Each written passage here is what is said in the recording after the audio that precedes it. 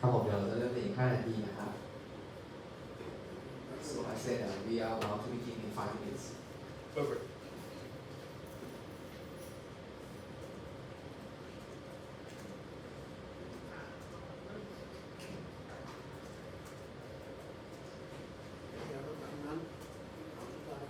วันนี้ทางการท่าเรือมีอีเวนต์อะไรพิเศษหรือเปล่าเห็นใส่เสื้อดอกมาเที่ยวเลย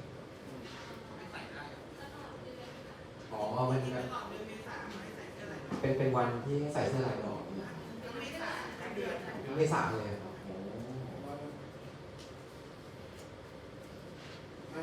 เรียกว่าแบบมีวันไหลสงกรานต์อะไรอย่างเงี้ยครับใส่ได้เนาะใส่ได้ป่ะไม่จะได้สูตรมาอะไรนะครับใส่ได้เนาะได้ครับได้ต้องใส่สูตรก่อนดีๆเลยครับเดี๋ยวพรุ่งนี้ผมใส่แล้วนะผมมีเนคไทลายดอกด้วยนะ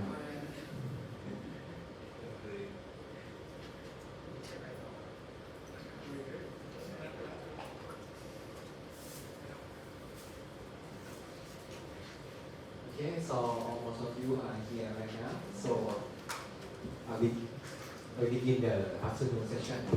Please.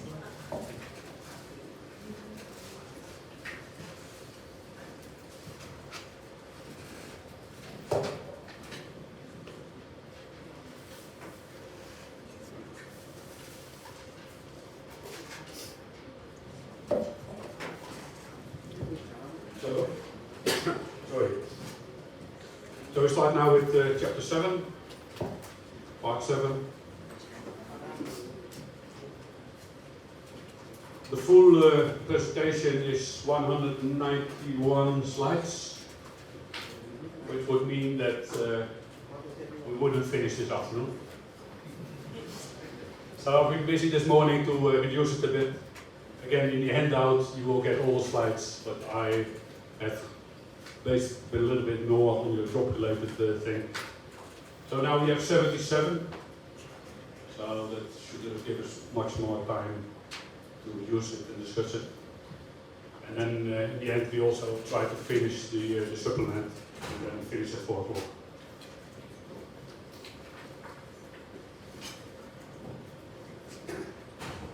About 6 years ago, in IMO, 6 to 8 years ago, Chapter 7 was rewritten. It was basically, for a big example, for a big part, it was based on the general cargo ships, and then later on container ships and the like were added. Now it's per ship's type. Is it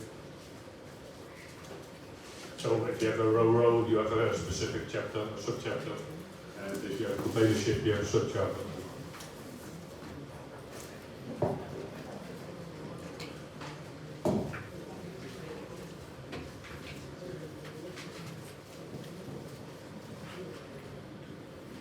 So I'm going to focus mainly on the general information and on the container type ships.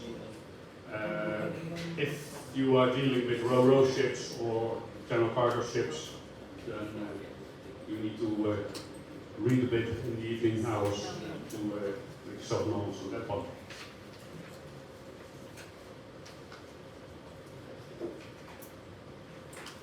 There are not so many definitions in part 7. But one that is pretty relevant is you have a requirement that's called stowage on deck only. And stowage on deck only means it's dangerous cargo, more than normal, so you must be able to keep an eye on it. Sources of heat. Before the restructuring, we had 6 or 7 definitions on heat, and that has now been compressed into basically one with a few exceptions for very specific products. So heat is anything that basically makes it warm, whether it's in the engine room or whether it's the sun, it's all the same nowadays.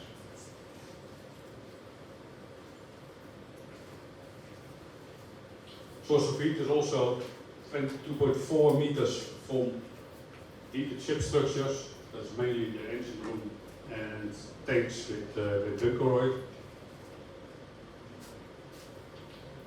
And on deck it's the sunlight. Well, you can't put it 2.4 meters away from sunlight, of course, so you have to protect it by all the other containers.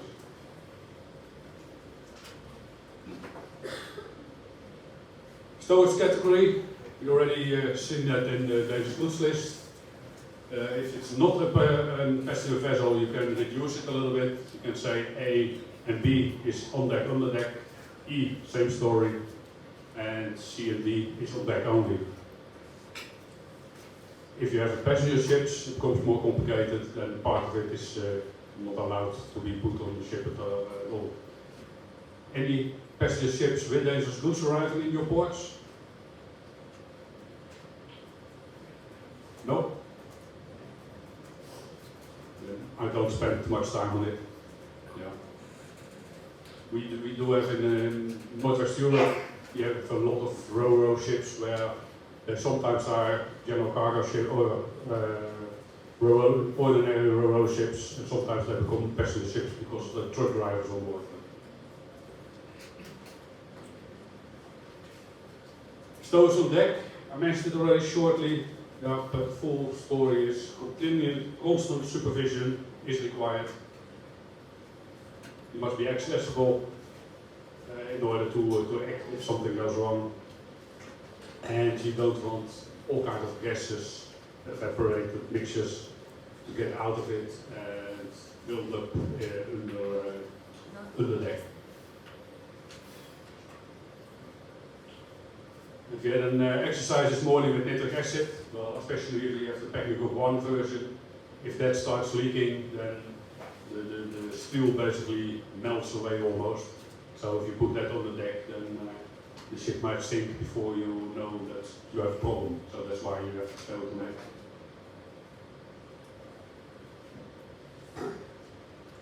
Empty and cleaned. They can, there's some relaxation in the stowage, with the exception for toxic gases. They need to stay on deck always.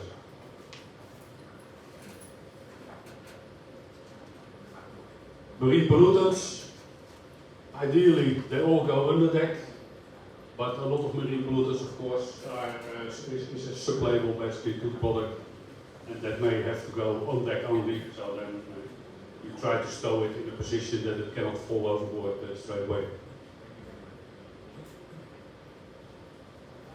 Limited quantities and accepted quantities. We already discussed that in chapter 3.4 and 3.5. Basically, you can ignore, now there are exceptions, but you can ignore the stowage requirement, so you can put them anywhere. That means, according to the IMDG code, several shipping lines say that some specific limited quantities they have to go on deck still, because they want to keep an eye on them.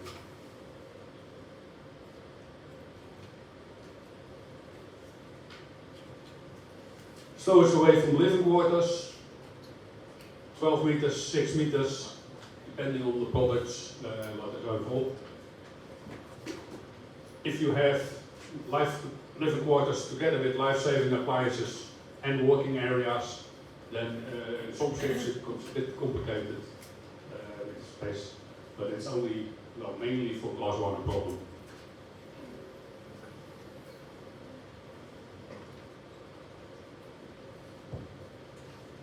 Source of ignition. Do we have any idea what that is on board the ship?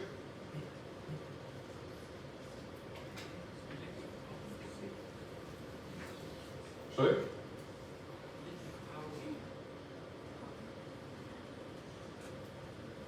If the reefer engines, you have switches from electricity. The lightning basically could be, if it's not protected. Anything that's an electrical part basically that's not properly protected, that is certified safe, is considered to be a source of ignition.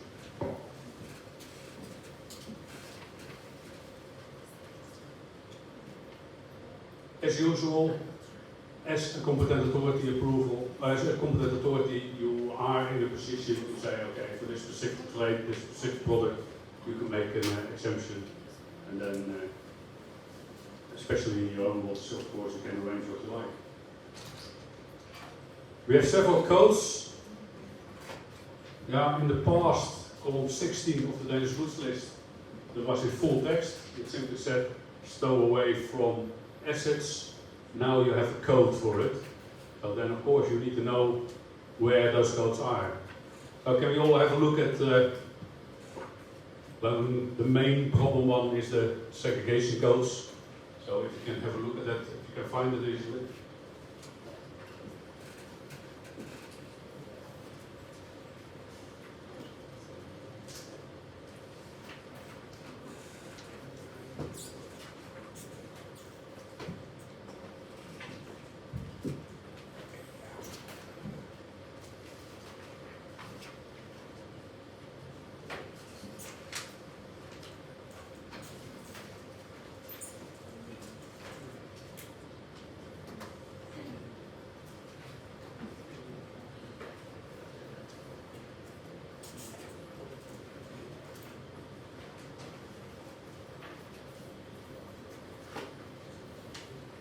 Yeah, most of you, I mean, it's very easy because the paragraph number is on the screen. But it's only the code. So if you want to know what was part of that segregation group, which UN number falls under segregation group, how do you find that one? Where in IMSBC code, in which book do you find segregation groups split out on the UN number base?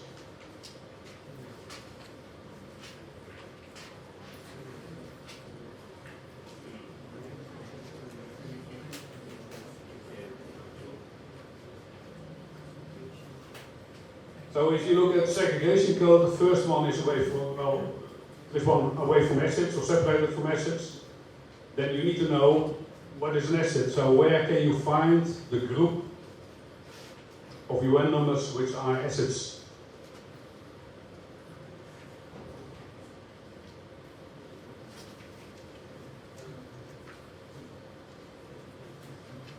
This was discussed by Jensen yesterday afternoon, if I'm correct. So maybe based on that you can find, you can think where you can find it.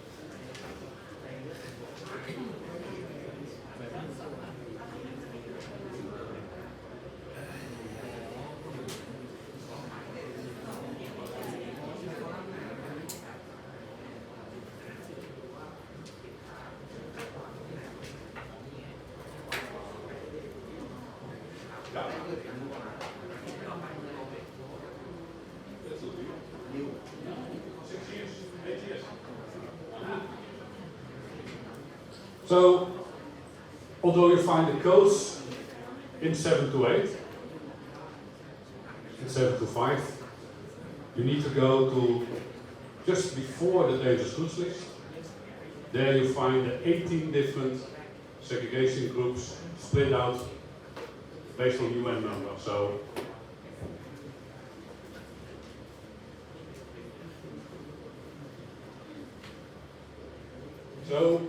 segregation, you first check based on the clause its own whether it's allowed yes or no. So to make this a little bit bigger so we can read it.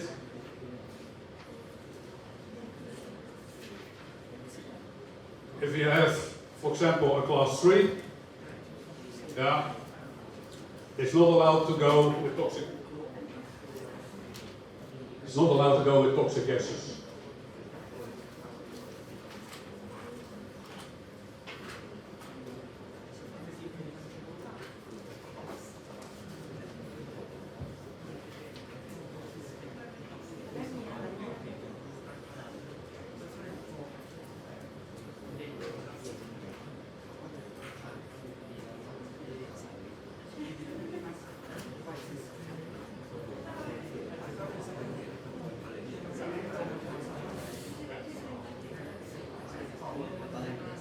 Yeah, so the table itself was pretty easy.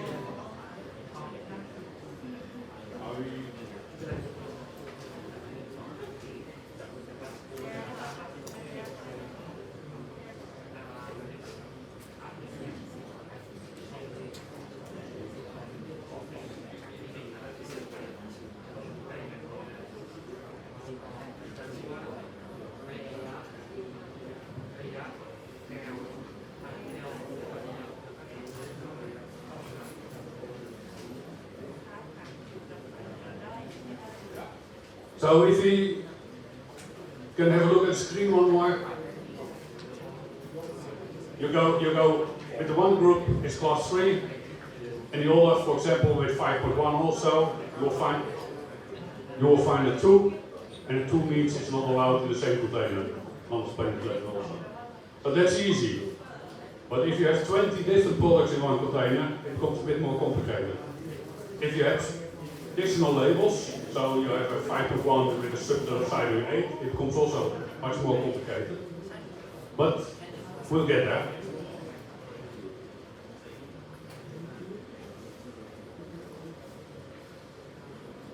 Yeah, the 1 means away from, the 2 separated from, those are the most common ones. No. Very good question. How many meters is away from? What do you think? What do you know? You don't know. If you have general cargo, it is 3 meters. But in a container, it's not allowed. Yeah. It's not allowed unless you get a permit from the competent authority. So in many cases, it will not be allowed. Yeah. So in the past, you saw a lot of containers with 3 meters in between, and they said, what's the problem? Yeah. But it's general cargo ship, loose cargo outside containers, then you have 3 meters. Inside the container, it's not allowed unless the marine department or whoever gives you the permission to do it. So you can have a container, for example, Northwest Europe, with a competent. Hello? With the permit, then the permit must be on board, the master must be able to give you that permit, and then you can say, okay, well, then it's allowed. Now you should be able to rely on a permit from other competent authorities. Yeah. ตรงนี้คือยังไม่ครับในส่วนของ segregation ไม่เกี่ยว Yeah, not true. Sorry, I will describe in Thai style. ต้องใช้ Thai style นะเมื่อกี้เราผ่านในส่วนของตัวของ storage คือเรื่องของการบรรทุกใช่ไหมและในเรื่องของ segregate คือการแยกตัวสินค้าตลาด2ตัวออกจากกัน2หรือ3ตัวคือการแยกตัวสินค้าตลาดจากกันแล้วก็สิ่งที่เราเห็นอันแรกก็คือตัวตารางครับเป็น general position เมื่อกี้นะครับเราจะดู class กับ class จะเห็นต้องมาเป็นตัวเลข1 2 3 4แค่ตรงนี้ยังไม่ต้องจำว่าเป็นเมตรหรือกี่เมตรหรืออะไรนะฮะให้จำว่ามันมีเทอมsegregation term ของมันนะครับ away separate by complete บลานะครับก็คือมี4อันนี้แล้วก็ตัว x ในตาราง ตอนนี้เราหยุดข้อมูลอยู่แค่ตรงนี้นะครับอย่าเพิ่งไปไกลเดี๋ยวจะงง Alright, thank you. But the most important one, what you see on this screen, is this one. Yeah, the X means for the classes itself, it's allowed to be put together. So class 3, 6, 1 and 8, you can put together with class 9 also. But you have to check the dangerous goods list, column 16, whether there is any restrictions. ตัวเองเนี่ยหมายถึงจะไม่มีข้อกำหนดที่อยู่ในตารางนะครับในลักษณะของคลาสกับคลาสจะไม่มีข้อกำหนดแต่ทั้งนี้ทั้งนั้นต้องไปดูรายละเอียดในคลาสที่ 16 ซึ่งจะมีรายละเอียดในแต่ละ UN ดีนะ Yeah, so the segregation groups altogether, the biggest one is assets, and we have a total of 18 segregation groups, and they are coded into column 16. So if you find there it's part of an asset in column 16, or you find in column 16 separated from assets, then you need to know where to find whether a product is an asset, yes or no.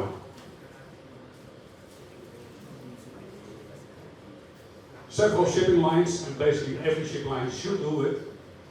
If you have an NOS entry or a generic entry, the shipper must mention whether it's an asset, yes or no, or one of the other 17 segregation groups.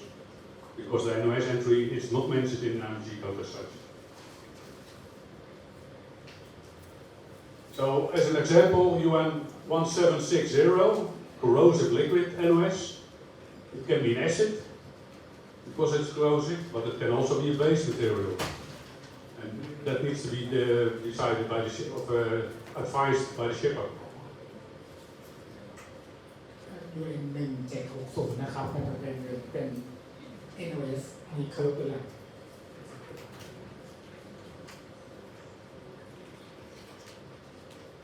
There are a few products, they are different classes, but basically it's the same product. The only thing is it's more or less diluted. So there are a few factories, they produce different products which, according to the segregation table, they are not allowed in the same container, but they have tested it in the laboratory, and based on the results they have gone to IMO and requested it to be added. These are two tables, there are two more in the IMDG code. So 5.1 and 8. Together with 5.1, that normally is not allowed because class 8 and class 5.1. Yeah. 5.1, 8. That's a 2, and the 2 means separated from.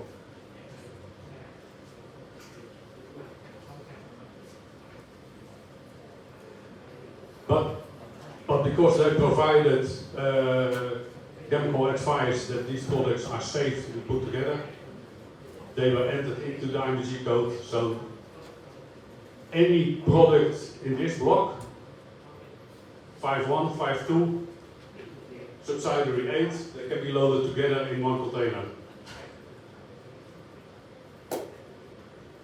Of course, in that case, it's better if the shipper mentions it also on the document, on the goods declaration, storage according to this table. Same here, this is coming from Antwerp. There's a factory.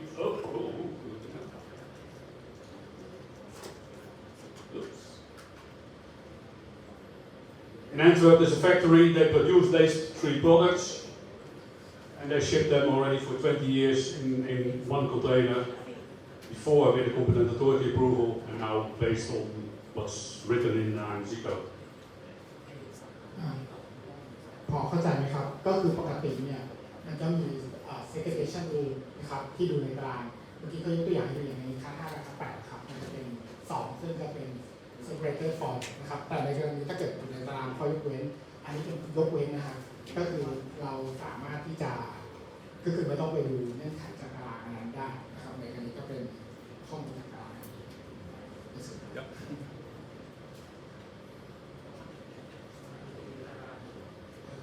Class 1, in the past we had special lockers intended for explosives.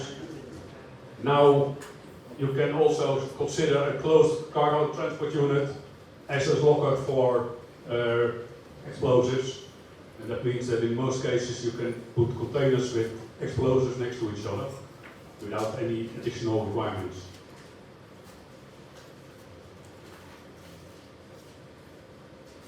Segregation of class 1. Those 6 are written out in detail in the IMSBC code.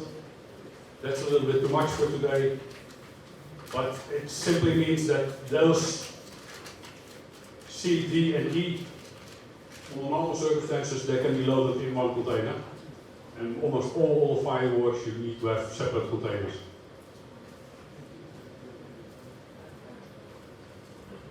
Yeah, this is a different X as the one from the other segregation table. Because there it mentions maybe it's allowed unless, and here this it simply says it is allowed. สำหรับคลาสหนึ่งเราจะใช้ compatibility group ของมันนะครับในการแยกตัวคลาสหนึ่งกับคลาสหนึ่งออกจากกันนะครับเป็นตัวเลข ตัวสอน ABCD ตัวแรกของ S นะครับแล้วก็ดูว่า compatibility group เนี่ยเป็นอะไรแล้วก็ดูว่าตามตารางนี้สามารถที่จะมีเงื่อนไขในการ segregate มีเงื่อนไขการแยกอะไรบ้างนะครับถ้าเป็น X นี่คือจะไม่มีเงื่อนไขแล้วก็ดูชุดตัวสเปคด้วยนะครับว่าเป็นอะไรโอเคไหมเคลียร์ไหมตรงนี้เอาหลักการคร่าวๆนะครับเด็ด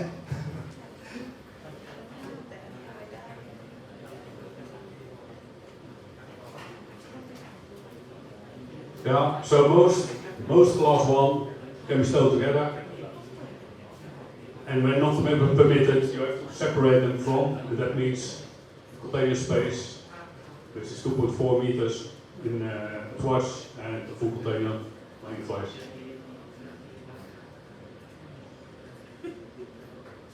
Hey, this is Dutch, sorry. Segregation flowchart. This has been added about 6 to 8 years ago, I think. If you follow it completely, so first you do a segregation on the glass, what we've done before. Then you do the segregation on accepted quantities and limited quantities. Then you do a check on segregation groups, and based on all those checks, if you follow the diagram, you find out whether yes or no it's allowed that 2 products or more are loaded together.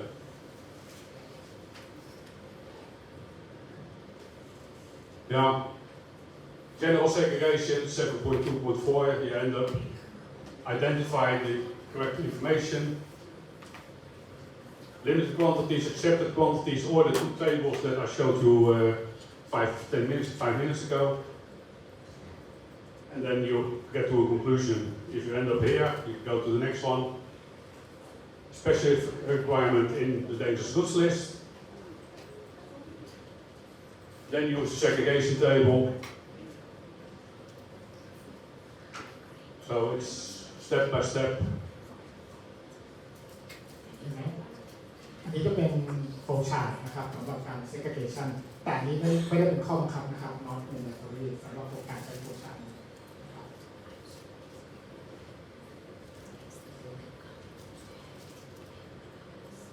7.3, consigning operations for the packing. Yeah, that is a very long document. I had, I think, about 70 slides or 60 slides on it. I removed most of it for the time being. Yeah, there will be an handout.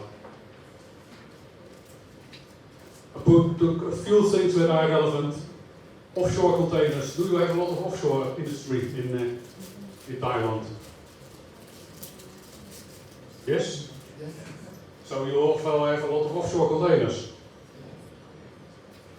Yeah. To keep it very simple, an offshore container is a container that says, I'm an offshore container. It's written on it. Yeah. It's also on the CSC plate. Yeah. And what's the difference between a normal container and a CSC and an offshore container?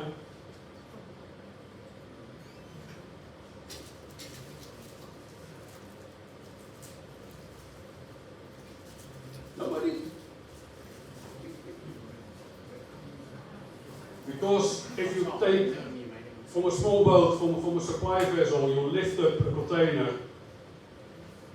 from a platform. Yeah? The supply vessel is moving like this, and you lift the container, there's a lot of forces coming on the container. So an offshore container is more strong to deal with that one. Would you do that with a normal container, you might find out that the bottom of the container falls out. Yeah, dynamic lifting and impact forces. ครับตรงไหนนี่คือตัวปัญหานี่ก็คือ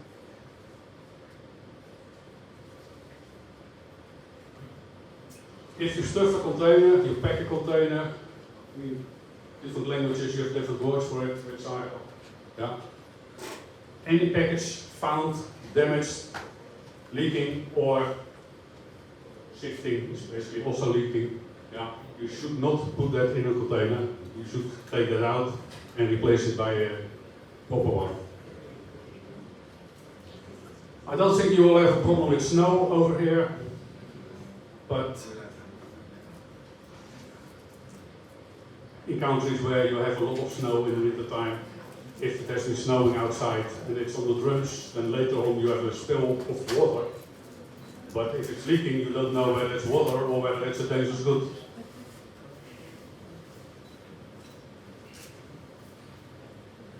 We mentioned it already before. Drums need to be stowed upright unless you have a permit to do it differently. And that's simply to prevent that they fall out when you open the container.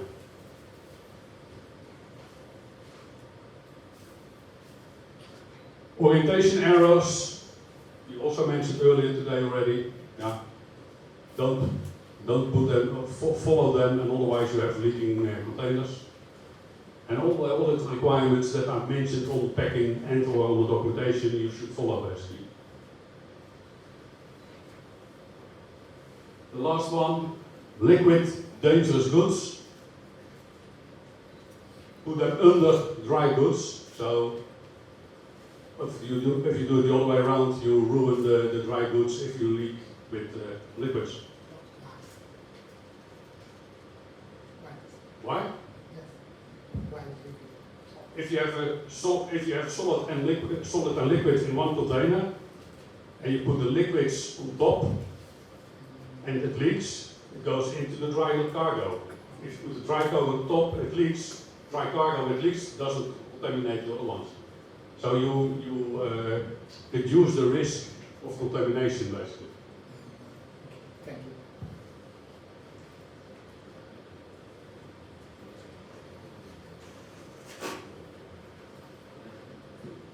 How you secure your cargo in a container, that's up to you, if for the shipper. The best way is to secure cargo with other cargo. That's the cheapest, and if you have standard cargo, it's easy to fix it. Yeah. But if not, you can use straps, sliding boards, brackets, and all kinds of other things to move it. Yeah. When we do, I think that you will deal with that in much more detail. Yes, That's with CTU code. Yeah. This is the same as we mentioned before, basically. So, if possible, put the dangerous goods, if it's only a part of it, put them behind the doors, so that if you have a problem with the dangerous goods, you can remove them easier. And it's not that you first have to remove 10 or 20 tons of other cargo. Against stealing, you have a seal, you have a very basic seal, you have a complicated seal, and sometimes you have locks that you can't open, or even worse, doors are welded shut to prevent stealing. Well, that's not allowed. Yeah, this is very clearly in the code. you must be able to open the doors straight away. If there is a seal on it, you still need to have a cutter, but that's always available on board the ship.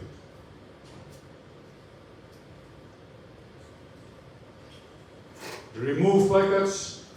Yeah, the moment the dangerous goods are removed, unless you are straightforward going to use it for the same product again, you should remove. Basically, it's only remove. Yeah, mask or otherwise obliterate. Preferably not.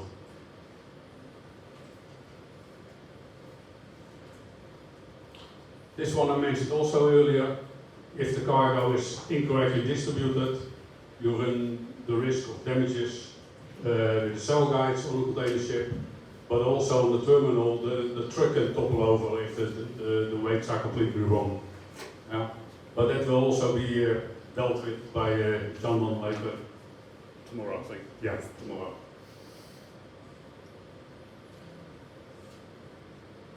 Container package certificate. Again, we discussed this morning, so again, there was some duplication. Segregation shall not be segregated in the same container unless away from you have a permit from the authorities.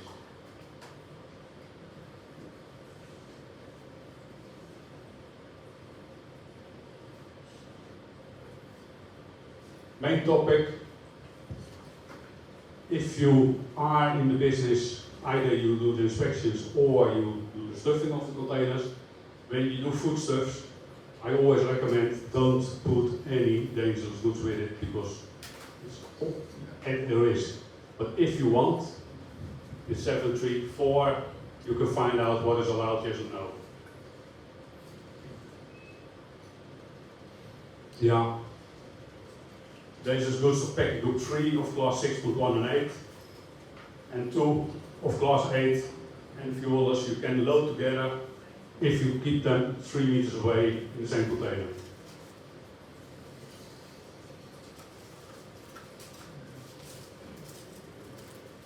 If you do cargo inspections, be careful. If you open the doors, cargo can fall out. It's possible that there are gases inside. And so you always open the doors and then you wait at least a few minutes. Can be there is no oxygen in, can be there's toxic acid. Ideally you should measure.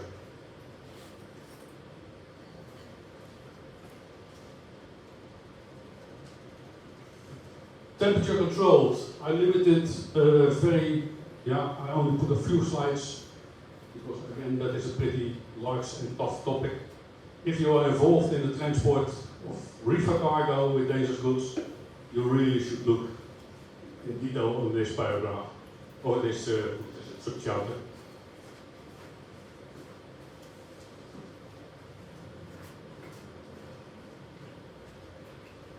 You have 20 UN numbers in IMDG code which are temperature controlled. Part of the proper shipping name. With those, this one is very relevant. So, self-accelerating decomposition temperature.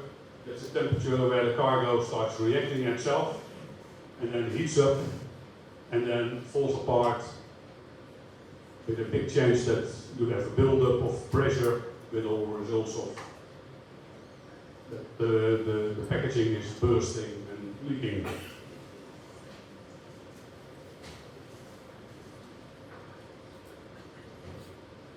So which two classes do have the wording temperature controlled?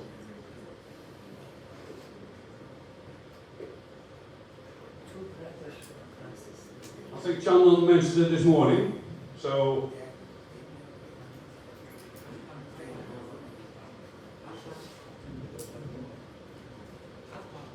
tough one? No. You have got 4.1 and 5.2. You will find 10 UN numbers with, now you find more UN numbers, but you find UN numbers with temperature controlled in it. Sorry? No? Parasites.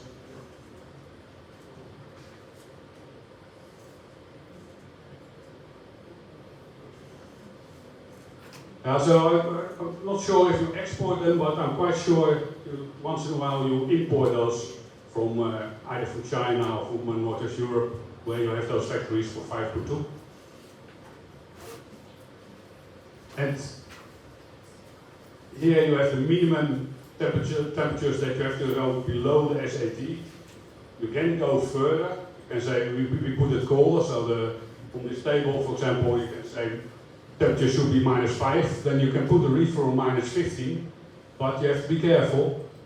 So basically, do that only in consultation with the shipper. If you make it too cold, then it separates, and then you get an explosive kind of material in your container.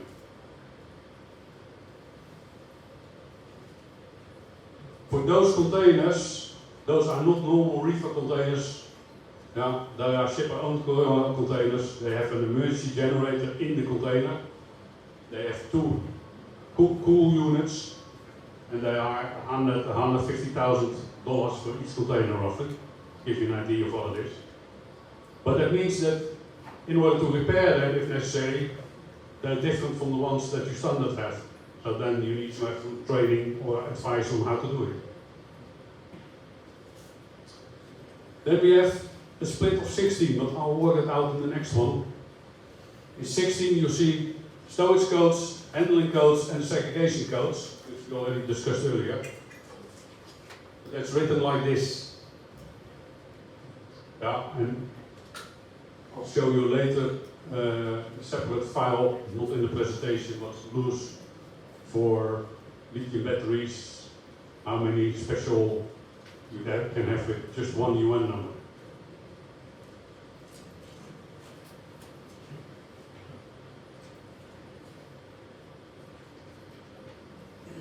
So if you take, for example, UN 1494, these segregation groups, can we find out in the code what they are?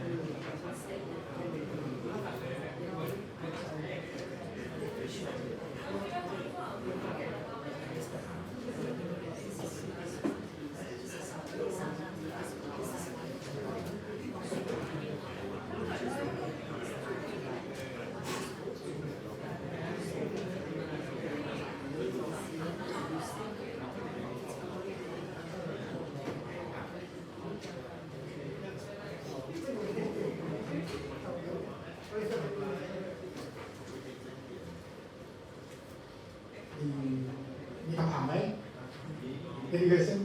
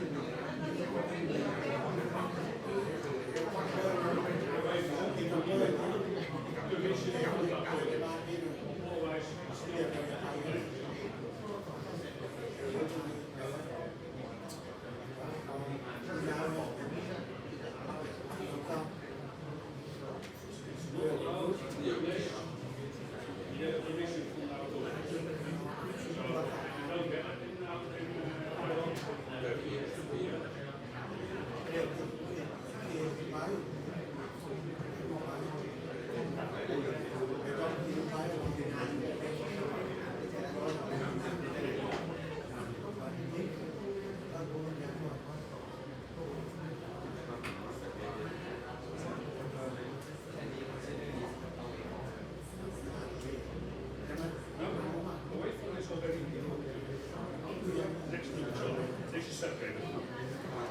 Separated from you have one container distance. With away from, not in the same container. So A and B will be here. But two containers, that's okay. Then 3 meters. Like containers is 2.4 meters because it's one container size. Yeah.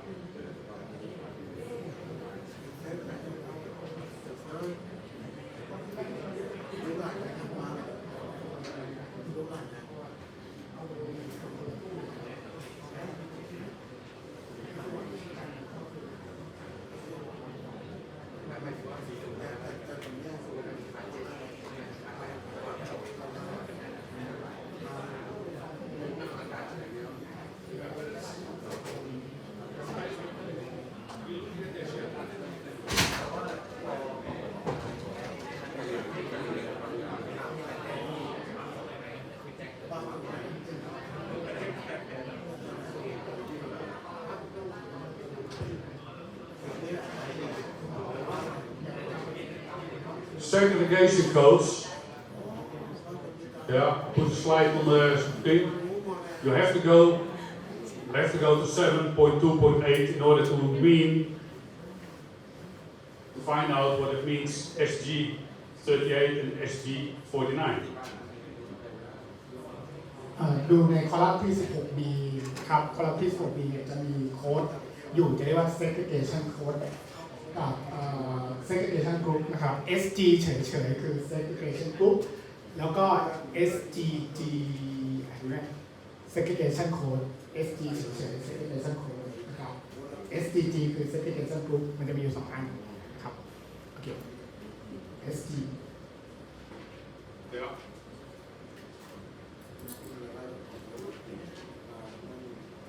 SG เนี่ยนั่นคือ segregation code นะครับตามแบบนี้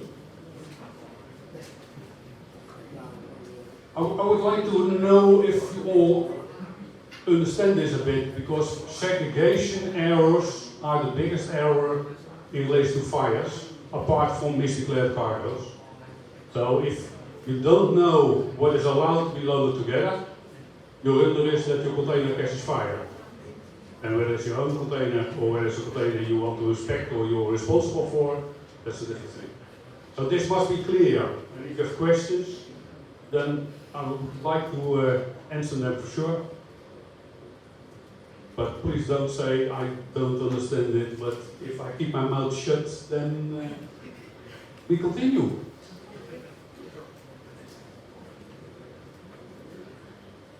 Yeah? Is it clear? เคลียร์ไหมเห็นจะเคลียร์นะ เราไม่เคลียร์เราคงเรียนตรงนี้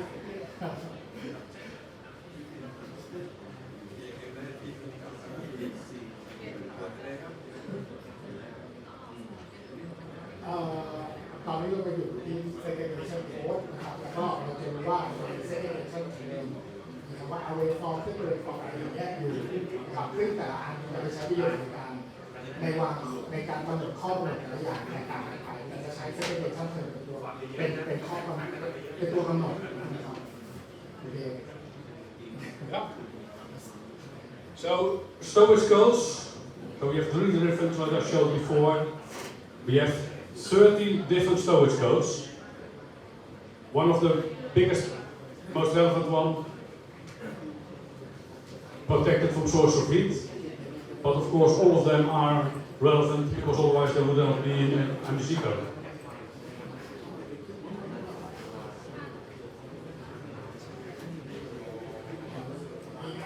storage code นะครับ SW นะครับมีความที่ถูกเลย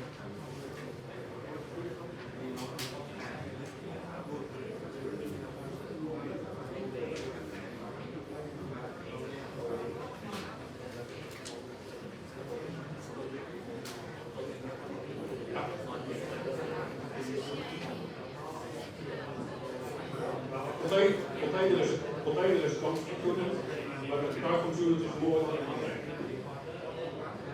Now it's two different things. Look at the definition of cargo unit. It's also a container, trade, and I don't view as a container.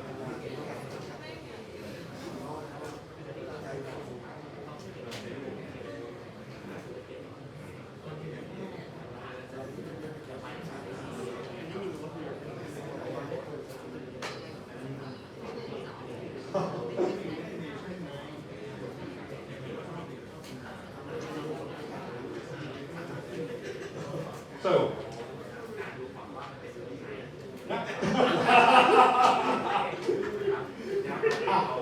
ในเงื่อนไขนะครับพวกเมื่อกี้มีคำถามที่ว่าเราจะบรรจุสินค้าตายลงในตู้เดียวกันเนี่ยนะครับเรามีเงื่อนไขในการดูอย่างไรเราก็ใช้ segregation rule ที่เรานะครับถ้ารู้ class นะครับเราก็ดูในตารางจริงๆลูกค้าแล้วถ้าในคลาสมันขึ้นในอะไรนะในตารางมันขึ้น x เราก็ดูที่ 16b ดู sg กับ sgg ถ้าเกิดมันได้ segregation term ผมบอกให้จำ segregation term ไว้ segregation term เป็น away separate แล้วก็เหลืออะไร1 1 2 3 4เนี่ยนะครับจะถือว่าบรรจุในตู้เดียวกันไม่ได้ยกเว้น away form สามารถจะบรรจุได้ก็ต่อเมื่อ competent authority approve ให้โอเคนะเพราะฉะนั้นจำเป็น segregation term แล้วก็ดูว่าเงื่อนไขคืออะไรแค่นั้นเองครับ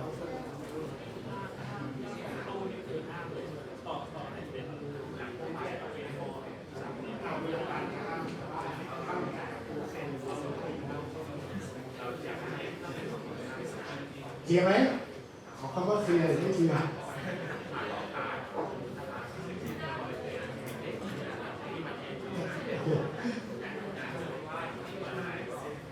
I get a message that you all understand it.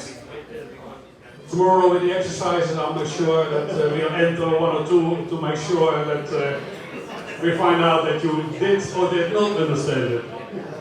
พวกนี้รู้กัน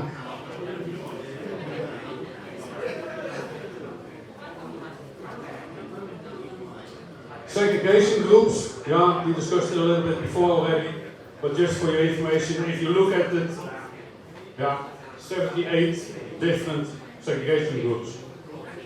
Code segregation code นะครับ78 อันนะครับแต่เนี้ยในคอลัมน์ที่ 16 มีก็ไปดูเลย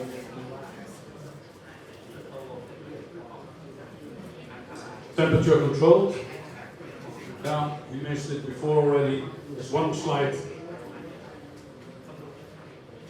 If you have a class 3 product, a normal reefer is not an explosion-proof reefer. So that means it is a source of ignition. If you take a reefer and you put a flammable liquid in it, you start a reefer, you have an explosion. Unless the cargo is below the flash point already. So that's why we have a requirement that you should stow only flammable liquids in a reefer if they are 10 degrees or more below the flash point.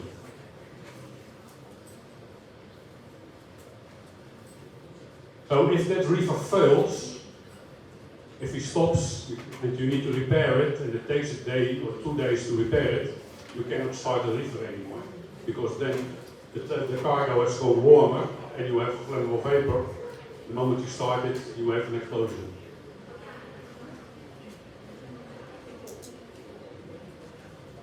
Yeah. It shall not be reconnected if the temperature has risen above those 10 degrees.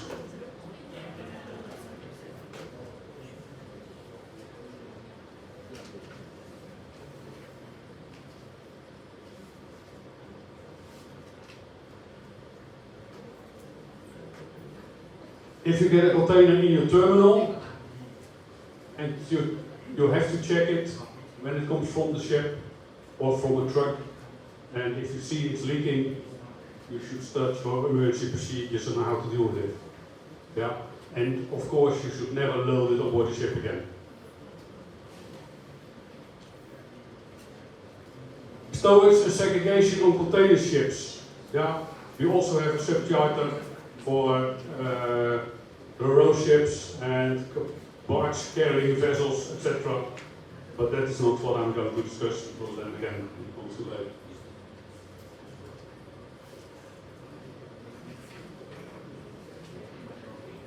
In the past, these drawings they were in the supplement, if I'm correct, but you can now find them. Yeah, so do we have them in the handout? No, but we can add. Oh. Yeah, so we can add them, and otherwise you can, with this slide, you can find them yourselves on the internet.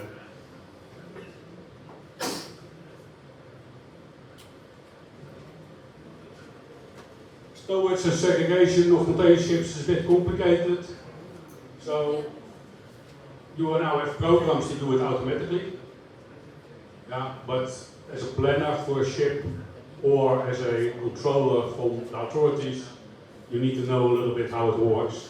So that's why there are drawings which says, which make clear where you can store your container. Yeah. Open versus open. What is an open CTU? We had a discussion yesterday.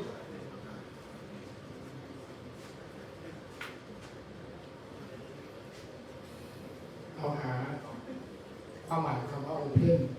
จากได้จากที่ไหน Sorry?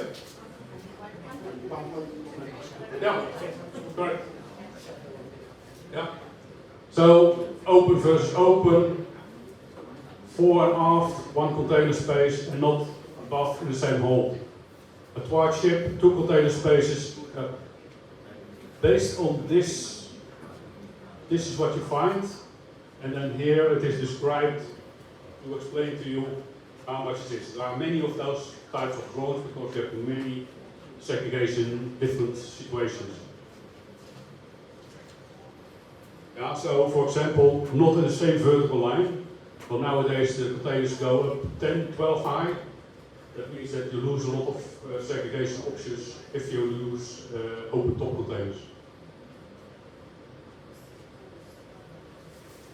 Flammable gases and liquids.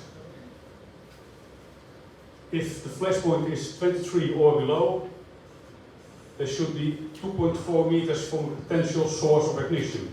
Well, you mentioned that a bit before, but I'm still going to ask again. Sources of ignition on board the ship. What are those?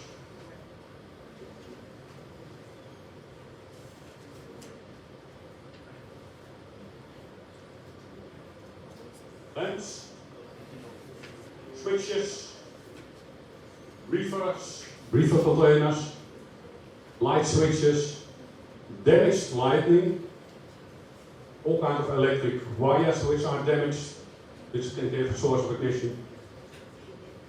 One source of ignition that you can't deal with is the source that if you discharge or load a container, that you can get sparks in the when you put the container in position.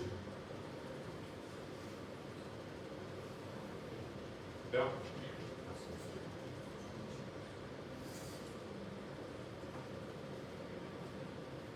Ventilation. If you build a new container ship, you must at that moment think about how much dangerous goods do I expect to load to my ship. Because if you need special ventilation for dangerous goods, it will cost you 100,000 to 150,000 euros per hold extra, which is, compared to the new build price of a ship, quite a lot of money. Yeah? If the ventilation is sufficiently and explosion proof, then you can put a lot of more dangerous cargo down below, on the deck. Yeah? And otherwise you have to stow them on deck only. Many container ships, they have, at the season, they have a lot of reefers, and they are usually on deck. Now you can put them on the deck as well. So if you have a lot of flammable liquids and reefers, and you don't have holes for dangerous goods, you have to shut out one of the two. So you will shut out the dangerous goods because the reefers are much more expensive, much more profitable.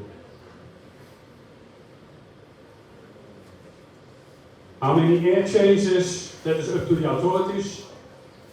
And basically after new build, the class bureau will give you a document of compliance. And the document of compliance shows you where you can stow which class of dangerous goods. So on deck basically everything, but under deck depends on the fitting, whatever is in what's part of the, is an electrical safe, does it have ventilation, and in some cases is the bilges, either go straight into the sea or do you have a check on it, and that's for marine pollutants basically.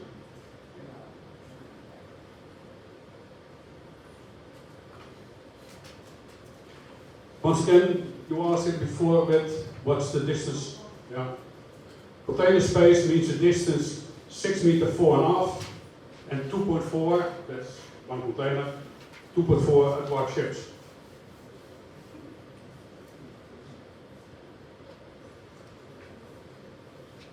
I worked in the past for Netloid. There we had 5 small hatchless vessels, later on 2 bigger ones, 7 in total. They're all scrapped now. I'm not sure if we still have hatchless container ships, but if so, then there's also special information in chapter 7.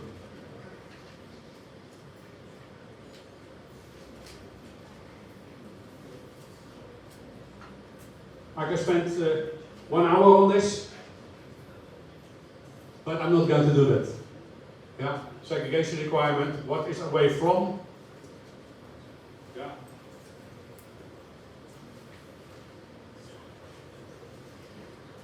Sorry? No, not so much. We have 4 o'clock only. Also, the supplement. We have coffee break.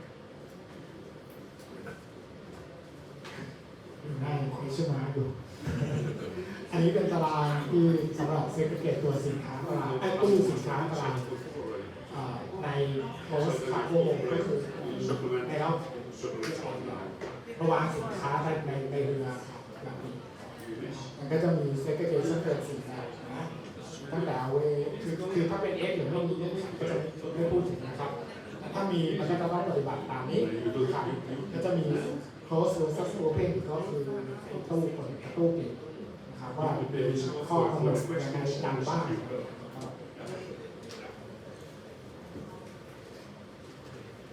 เคลียร์ไหมโอเค Yeah. Okay. Everybody was aware of it? Everybody agreed on it? What did you say to them? how to use it. Okay. Yeah, so in order to understand sometimes the text in the code, you have also these kind of tables to explain it a little bit in more detail. Yeah, just to make the main things out of it. If you find away from, this is what means separated from a complete compartment. Yeah, so you have 2 different ways in the circular, and you have this in order to find an explanatory in case you've forgotten or you don't know it yet. Yeah.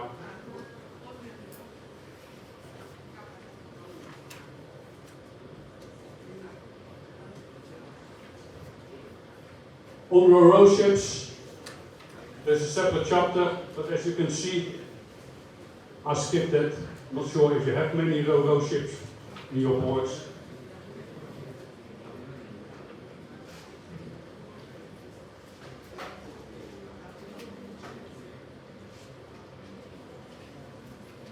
.9, this is where I come from.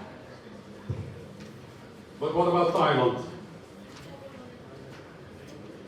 เข้า7.9 มีข้อมูลอะไรเกี่ยวกับไทยแลนด์บ้างใช่แล้ว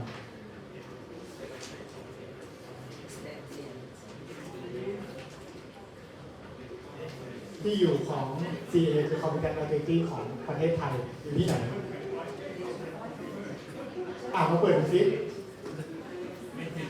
ใช่อย่างที่เราเข้าใจป่ะ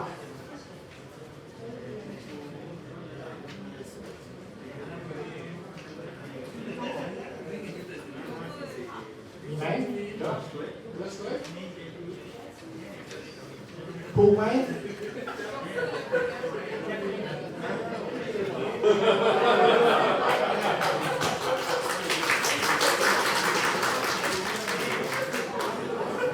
หาง่าย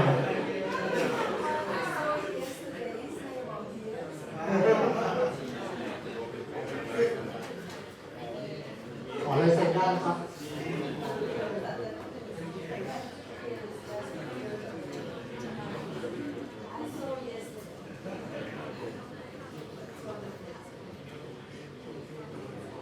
This was basically chapter 7 I think I might try to put in a few questions for after the coffee break. So if you now can have a coffee break, 15 minutes max, and then we continue. And max means max. Okay, ขอบคุณครับ thank you very much 15 นาทีแม็กคือแม็ก15 นาทีครับ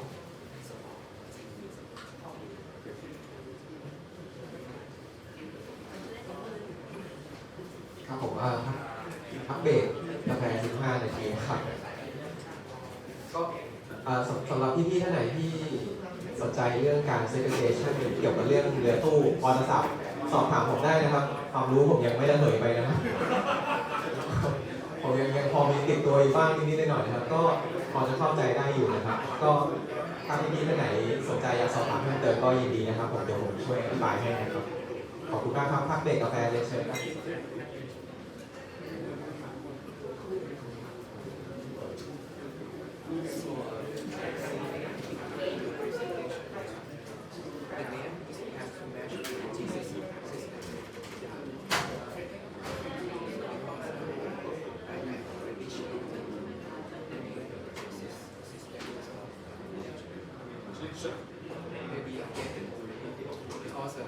Best wel afschaffen. They do it a few months ago. If you look at how it's done in the Netherlands, they don't make a mistake. Yes, I know that because the IMSBC consolidate and division so the name G6 just But that makes it's quite critical. the right person because in Thailand our master division is responsible for managing the packaging and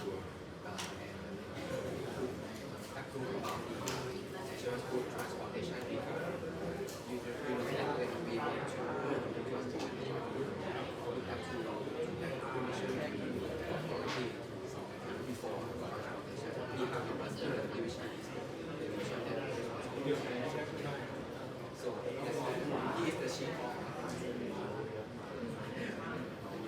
Make sure you stay friendly.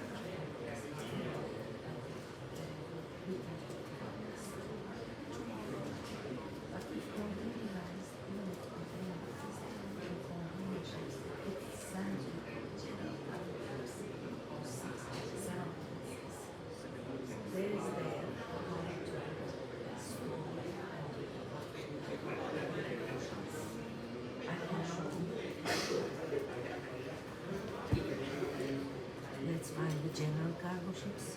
No, this is not the volume, this is the first volume.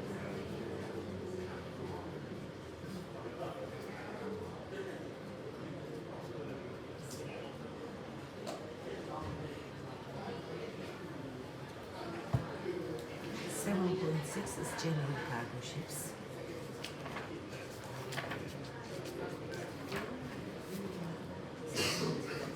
He was making, the application, and 7.4 is the container ships.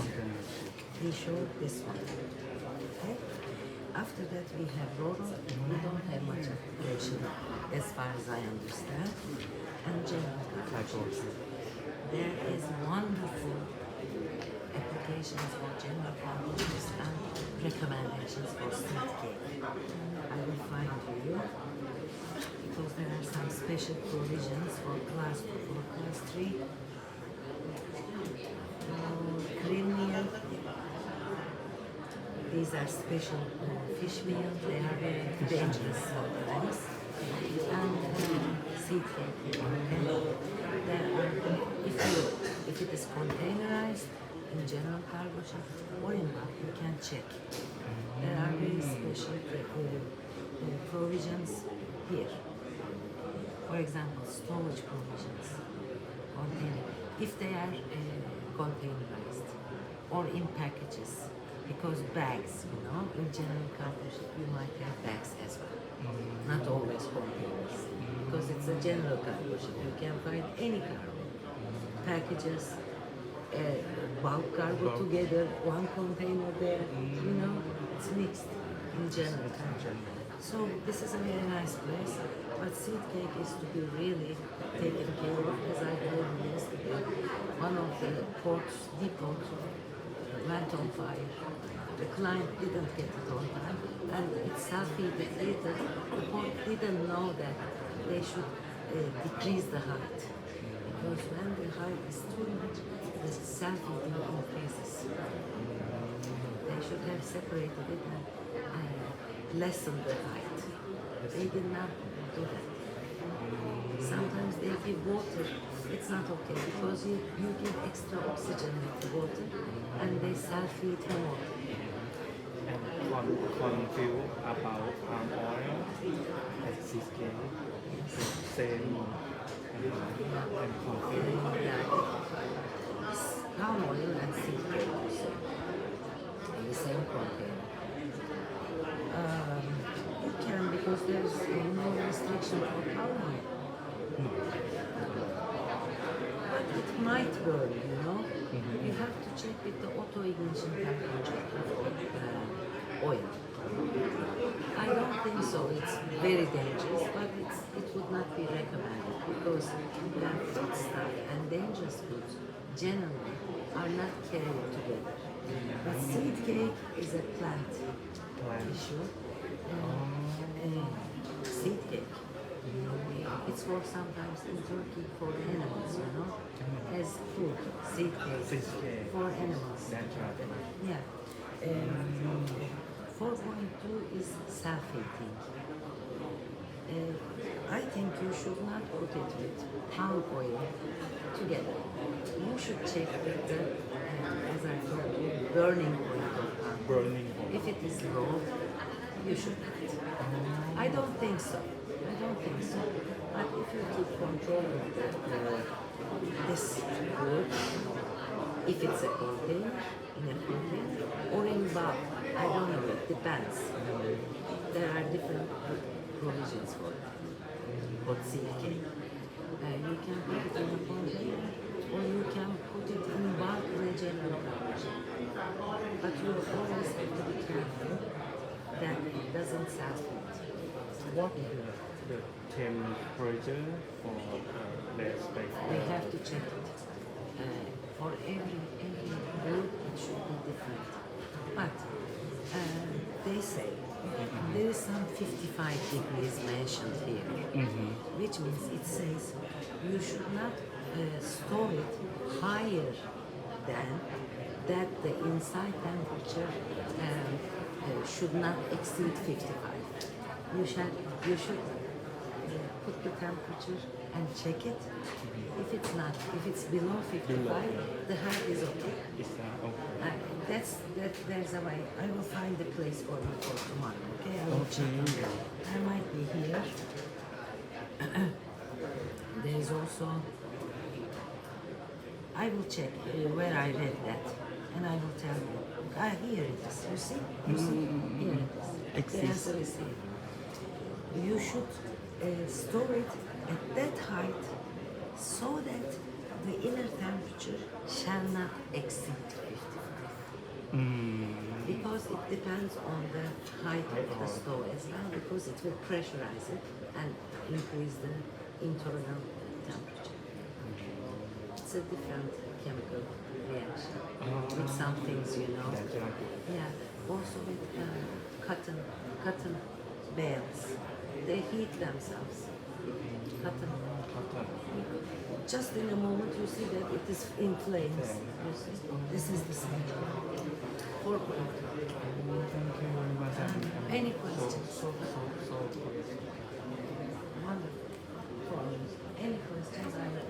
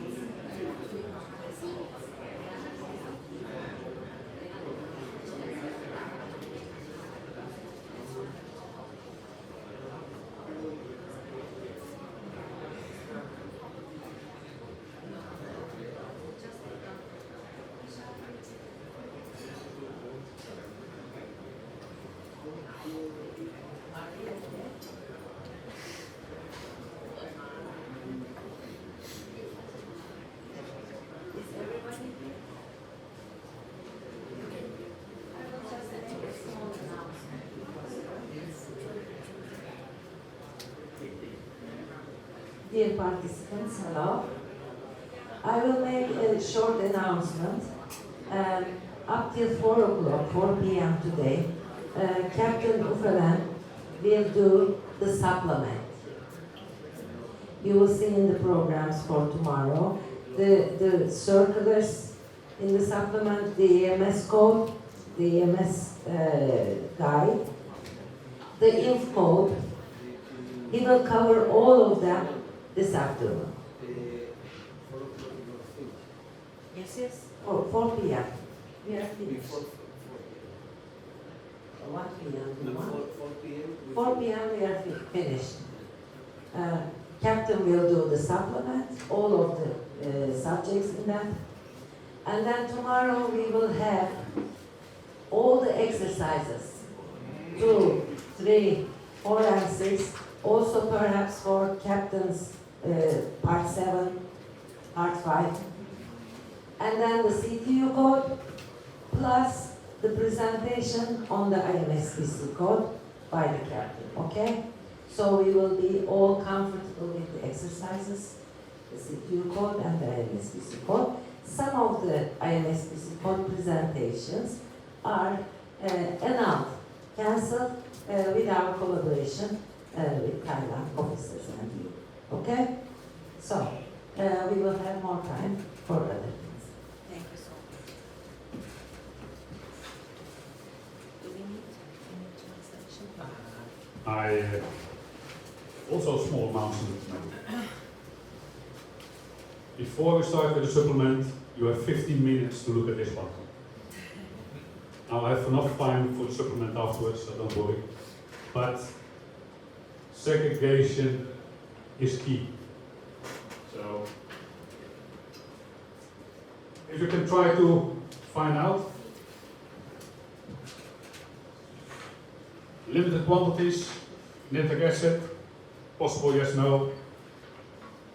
All these 3 can be loaded together in one container.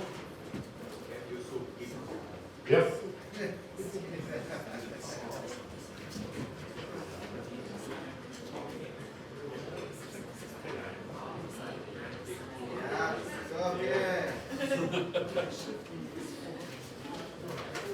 Thanks a lot, man.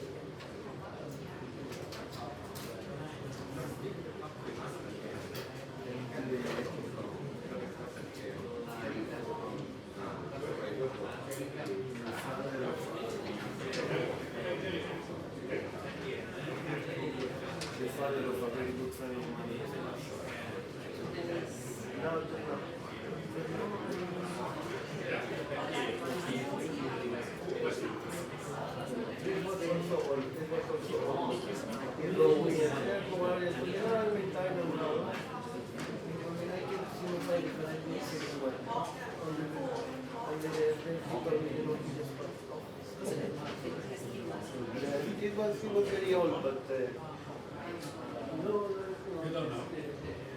it's not me. Well, because I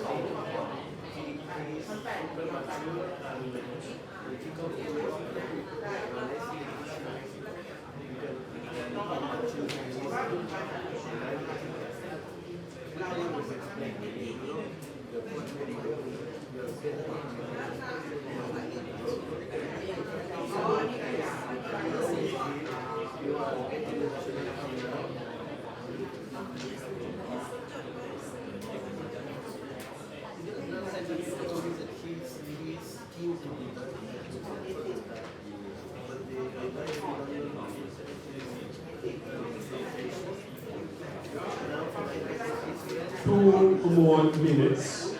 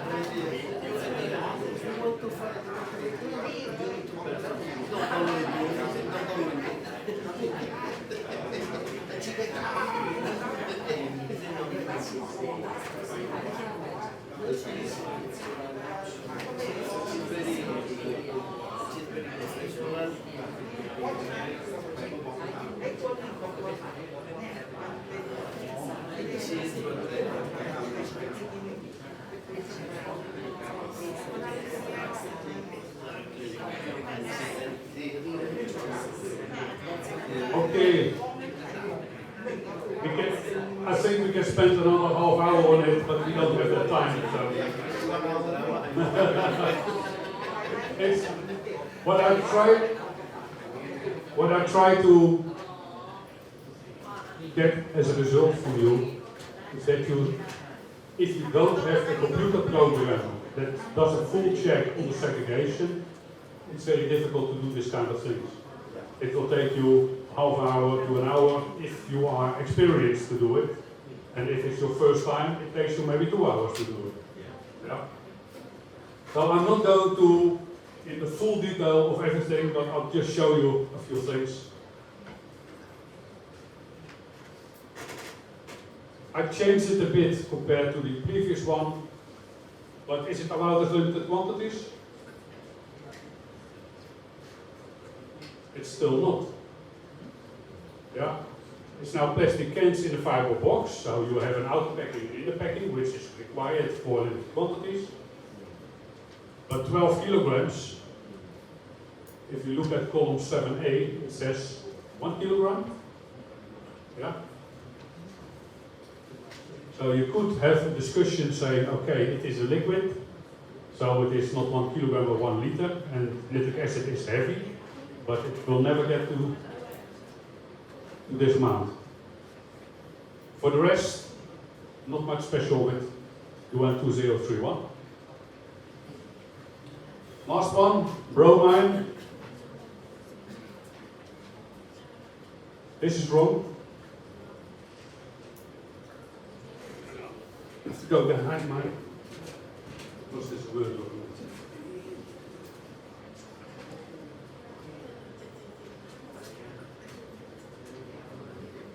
Column 17. It's general information, it's not mandatory, but it gives you the information that the density is 3.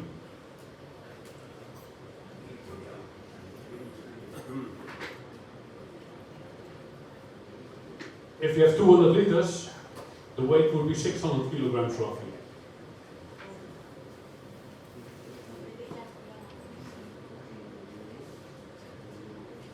Yeah? So that also cannot be correct if you have that information. It's something that is hardly ever checked, but it's specific with very heavy products. It's worthwhile to check whether it's correct, yes or no.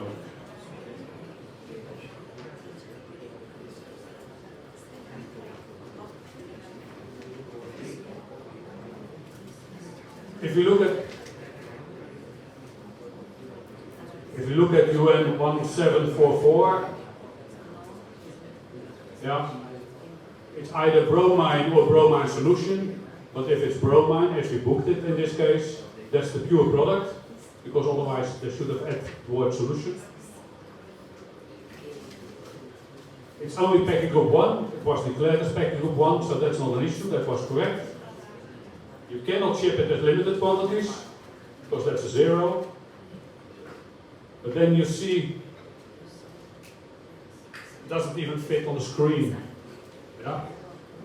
All kinds of things you need to sort out, whether yes or no.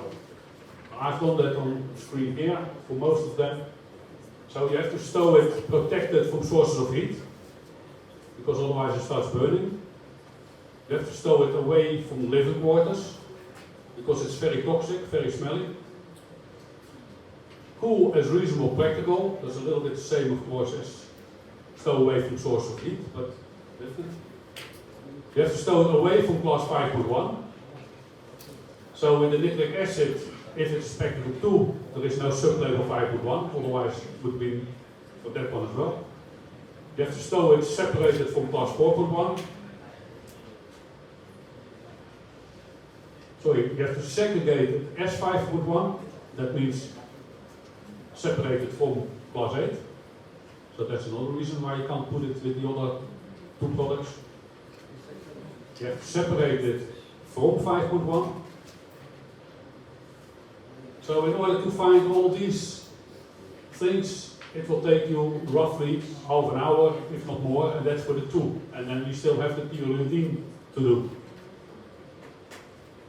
But do you now all have an idea that if I give you tomorrow morning first start, I will not, because then you will get your questions from John. If you get a question again like this one, you can do it in 10 minutes.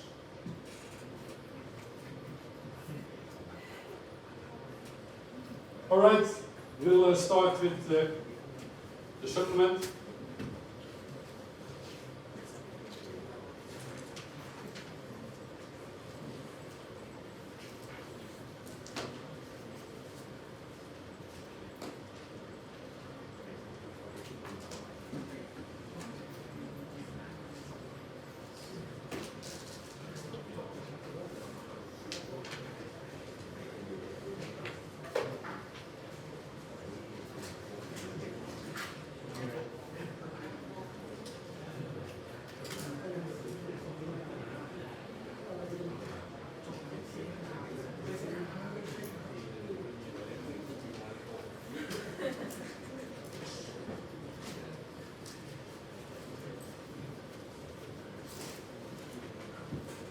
You all have the supplement in front of you. That's the gray. The gray is green. So gray is green.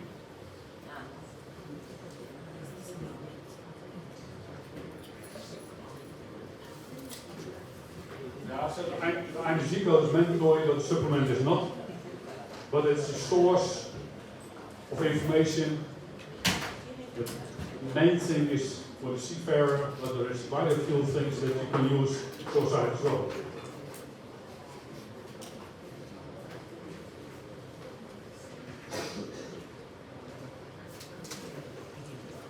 Emergency response procedures for ships carrying dangerous goods, the EMS guide, and the medical first aid guide. Let's start with that one.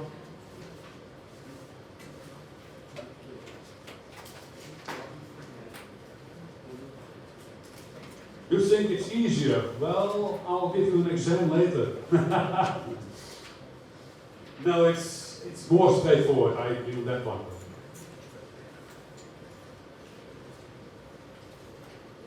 Emergency response. We have on board chief officer, captain. They know a little bit of the medical stuff, so that's the medical first aid guide. But we also have only a few people on board who are dealing or are trained in dealing with dangerous good spills and incidents. So then when you have several thousands of different chemicals, you cannot know, you don't have the available knowledge to deal with it. So we make schedules in the EMS guide, make it very simple for you. Yeah, based on the group of product, it is okay. You need the breathing apparatus, otherwise it's too dangerous for you. You can't use water, otherwise you get an explosion. All those kinds of things are very limited, very structured made to make it simple. So, based on what we earlier had, the manifest on board, you have a code, that brings you to the EMS code, and then you go to the EMS schedules, which you have in front of you. Yeah. And then very easy, you can find 5 to 10 lines of what you need to do with it.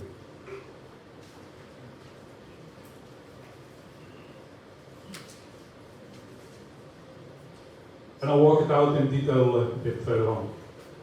Then we have the reporting procedures. If you lose cargo overboard, the IMO-ILO guidelines were part of the supplement. They are now separate. They will be dealt with tomorrow by Janan. Then we have what we already also dealt with a bit in the IMDG code to deal with safe use of pesticides. But this one is more, this is also concerning holes. So if you have rats or insects in your hold and you need to fumigate your hold, there are procedures which you need to follow.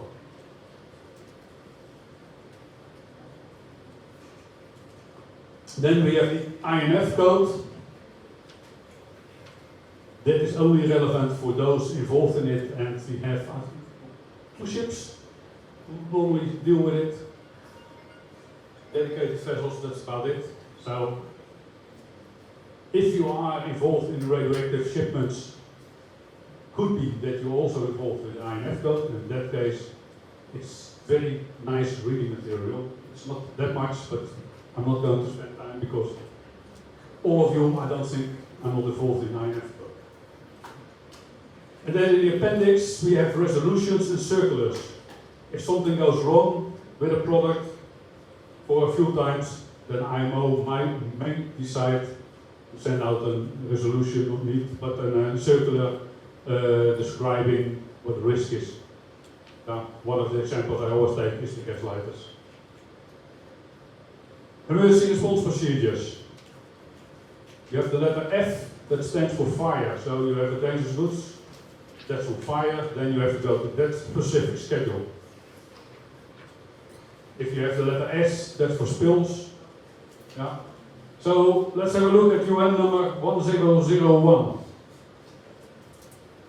So we go first to the dangerous goods list, we find UN number 1001, and then we find the EMS code, and then we have a look at that.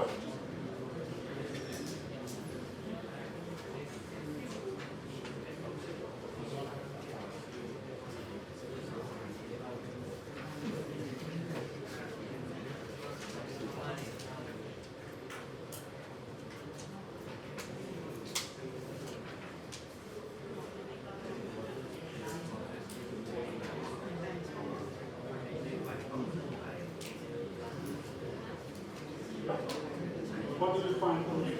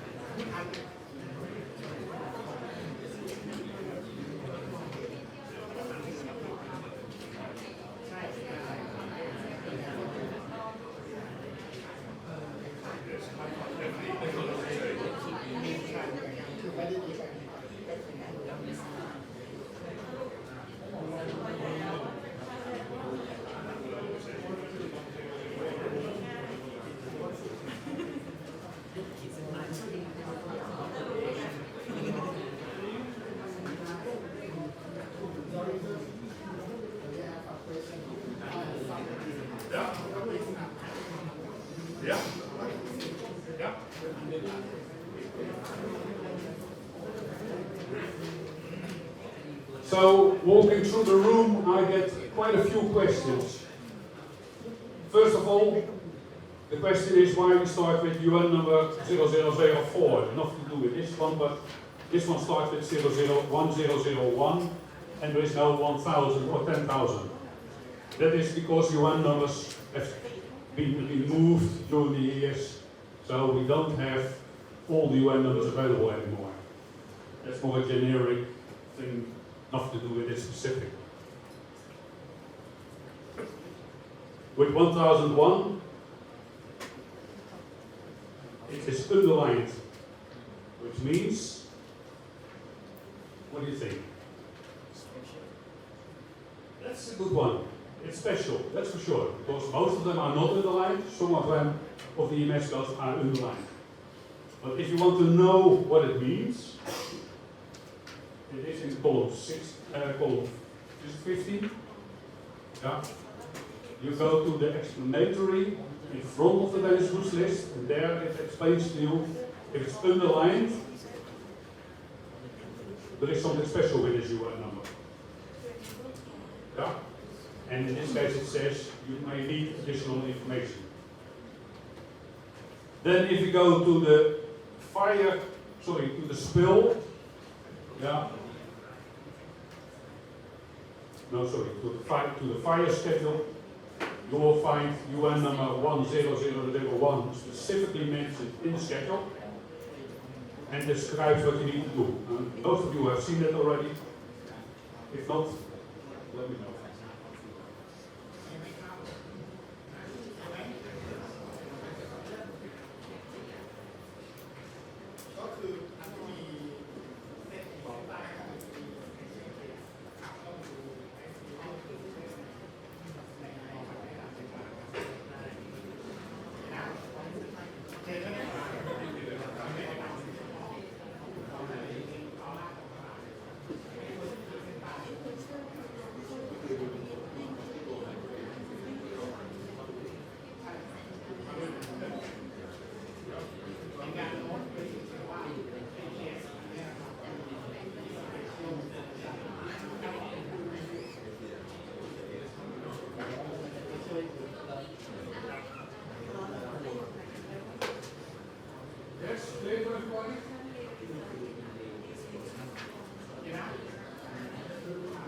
In that case, we move on.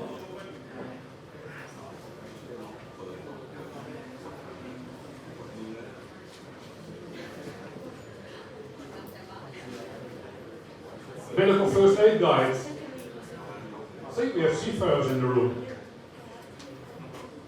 Do we all know how that works, the medical first aid guide?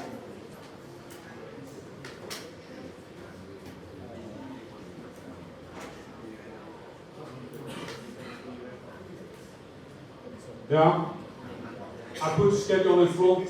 It's from a bit older version, but it's basically the same. What do you need to do? You have to follow this flow diagram. Has the heart stopped? Yes, go to this. Is he unconscious? Do this. Is he vomiting? You need to do that. Itself, it's a very basic check what you need to do. But if you have an accident aboard and then you have to go to this table and find out how it works, your patient is dead. Or maybe he was already, then it doesn't matter, but otherwise, yeah. So if you are a seafarer, you should really understand this table. Yeah.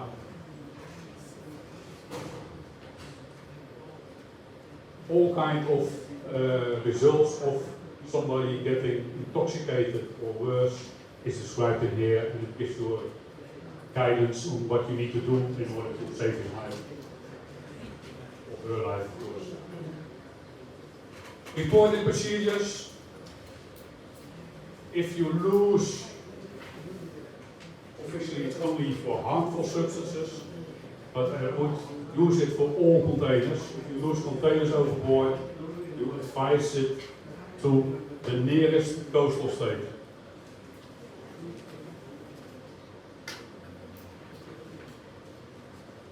And what is the nearest coastal state? If you are in the middle of the Atlantic,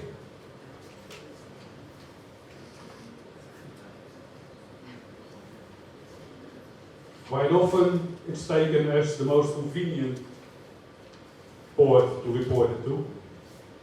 Because if you report it to the United States, you have a big problem. And some countries not. But if you really violate it because of that, you are in big problems as well. So the idea is that you, especially with marine pollutant containers, that they can send a tugboat or other equipment to collect it, to prevent the sea getting polluted with marine pollutants. That's the main goal for it. But for many other cargoes, we've had quite a lot of cargo containers falling overboard 1.5 years ago from the MSC Zoe. And they had a lot of plastic on board, not even dangerous cargo, but the plastic, small particles, they were ending up on the beaches, and if they had known it before, they would have put much more effort to collect it. Now we have 1.5 years later, we still find plastic which is being eaten by birds and by fish, and they die because of it. So.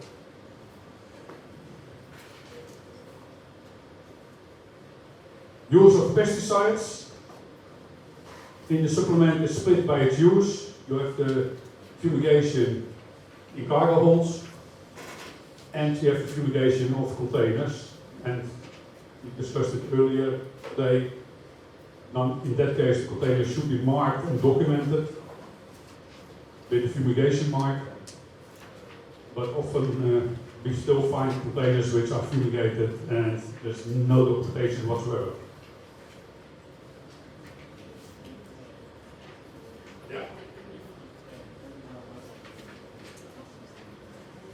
I think that about 15 to 20% of fumigated containers are not declared, and maybe it's even worse, I don't know for sure. But because the customs in the Netherlands, they inspect every container on gas, they will find every few weeks a few containers that are for sure fumigated. And then they find all the containers which have a gas from the cargo coming out of it. So, yeah.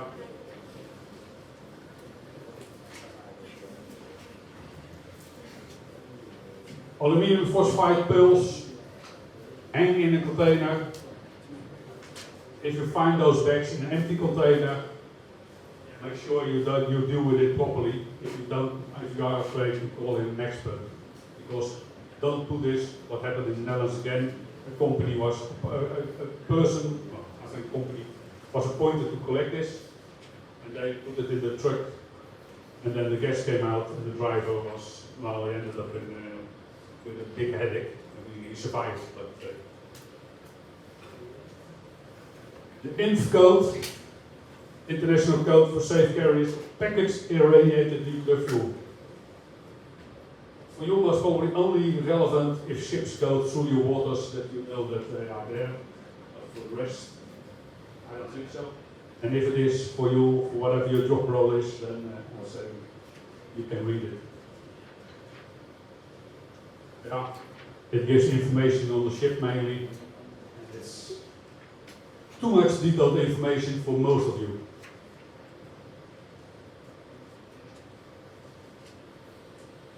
Resolutions and circulars. This is a little bit different from what you all have in front of you, because this is from an older book. But Alfredo, can you advise the difference between a Maritime Safety Commission and an IMO Assembly resolution? Is there a higher level, or? The thing is that we are two different organizations. We issue a resolution, and the other they issue the circular. That's why, but it's not joint. It's not a joint document, but we are based on what they do. We follow. It's not like, for example, the CTU code that is shared with the UNEC and ILO and IM. It's different. We don't issue this information. We are based on what they issue. That's why we submit it as a solution. Yeah. So again, a little bit based on your job role, scroll through it, and if you find, for example, you find something on plane inspections, or looking in detail, Yeah, it goes too far to go through these circulars and resolutions and everything in detail. Yeah. There as well. Now, the IMO circular is, we have circular, it's basically it's information that is circulated. Yeah? And it can be a circular from the Maritime Safety Committee, it can be a circular from the subcommittee, CCC, it can be a circular from any other body. You will see the letters before, it says MSC circular. Paul. Yes. Can I try? But this is a. Can you see from there? You have the phone. It's make it bigger. No, the light. Thank you. No? It's not connected to this. It's not connected. But can you see from there? Can you see clear from here? Thank you. This is a very nasty game. When when you arrive to the IMO, even to work, everybody talks to you like MSC circular, the MSC resolution, and you shake and you don't know what to do. This is what you see in IMO docs. So this is A489. I cannot see myself. It's what it says here? 12. 12. X12. X12. This is a resolution from the General Assembly. The number is a consecutive number, and what you see in between brackets is the session. And many of you know about it. You know how to define this. This is again an Assembly resolution 581 in the 14th session of the Assembly. Because when you go to IMO docs, the way to find this document is going through the session. And you need to see the number between brackets, then you understand where you need to look for the document. Yeah? And here you have an MSC resolution, 122 is the consecutive, of the 75 session of the committee, Maritime Safety Committee. Yeah? What we have is, we have MSC Maritime Safety Committee / circular. This is an information that is being circulated by the committee, but it's just a piece of information. There, I don't see here. In some cases, you have circular letters. Circular letters are issued by member states, or it can be by the organization in general, and it's a letter to be information to be circulated, but it's not linked to any of the bodies of the organization. In some other cases, like this, for example, look, to make it more complicated. Here, you have DSC Circular 8. DSC was the name before of the committee that we call now CCC. So this is a very old circular, but it remains like this. We didn't change. We couldn't change. It's a subcommittee of dangerous goods and cargos. Now it's called carriage of cargos and containment. But this is there is a way to know what are the names that have changed. Do you have internet there? Well, no. And then DSC now. You have FAL 0.6 because you have you can have FAL 0.1, 0.2, 0.3, 0.6, and it depends on what is the content of the circular, and you will say 1, 2, or 3. But you don't need to worry about that because you don't choose that. This is for us. This is for us that I am to decide. But it's a FAL circular, number 15. And there is also a way to find this information in the website for IMO in IMO docs. This one. There are many issues that they are combined between Maritime Safety Committee and Maritime Safety Committee and the Marine Environment Committee, and they issue a circular together. You see, a Maritime Safety Committee, a Maritime Environment Protection Committee. Point 2, this is for us, don't worry. Circular 1. But this is a joint circular, and it's just information that needs to be that all member states need to be aware. But you have it here all together in the supplement, which is very good because you don't need to look for what we have. What we have is here. It's here in the supplement. You don't need to jump into the IMO website to see what is it. On the top, you have the text in the supplement. You don't, not only the list of the circular, the instruments that are related. You have the text. If you go to the supplement, you will find the text of this. But this is the way it works. There are a lot of abbreviations, but it's a little bit tricky. But if you need any clarification anytime, just call us anytime. We are for that. We work for you guys, not you for us. So, and we know that because we deal with it every day. But it's Maritime Safety Committee, FAL Committee, Marine Environment Committee, and Maritime Safety Committee. This is the whole name of the committee. Do you have the internet now? If you can go to IMO Docs, just in case.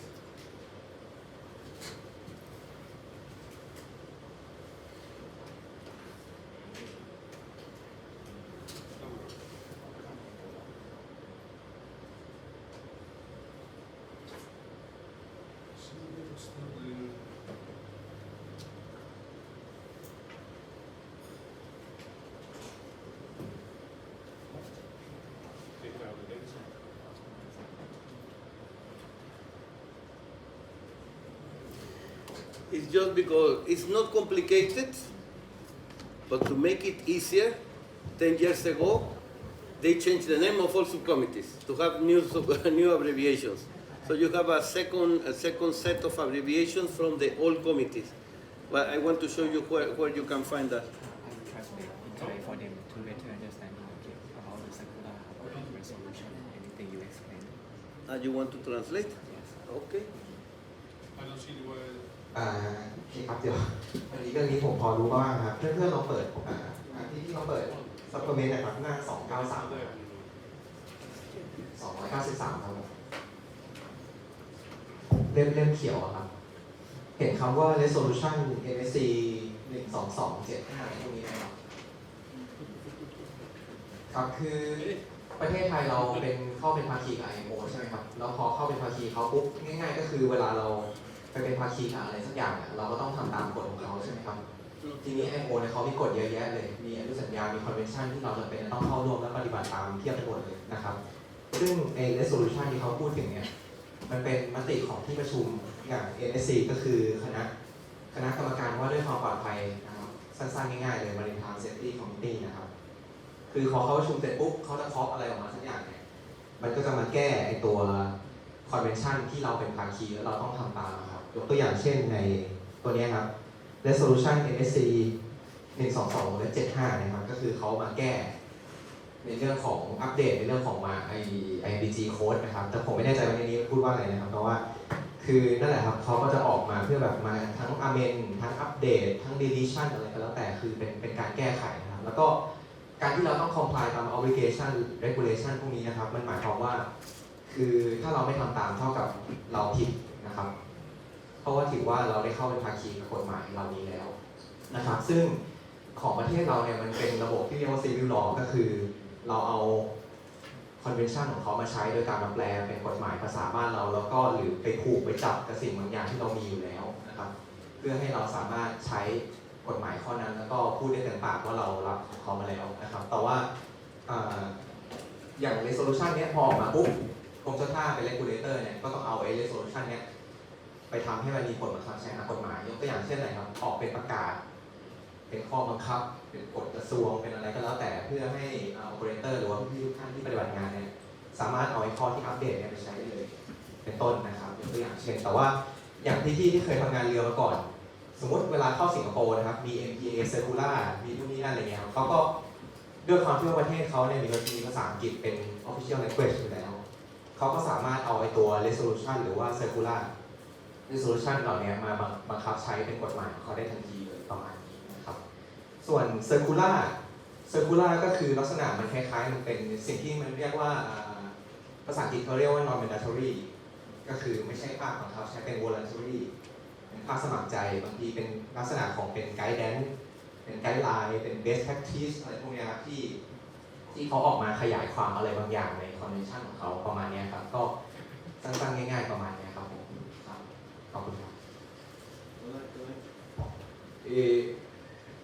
How many of you use the IMDG website?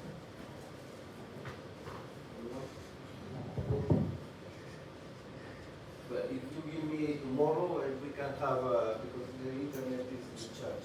In charge is not. It's them.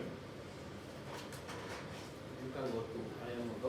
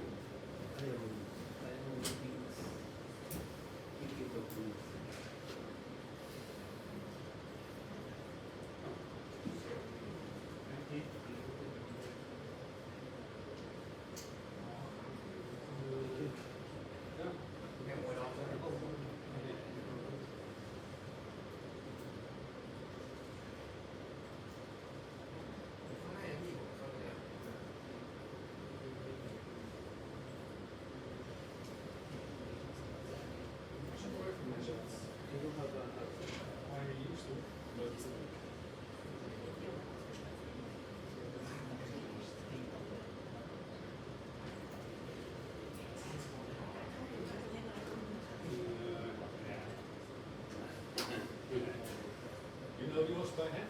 I think the signal will be working.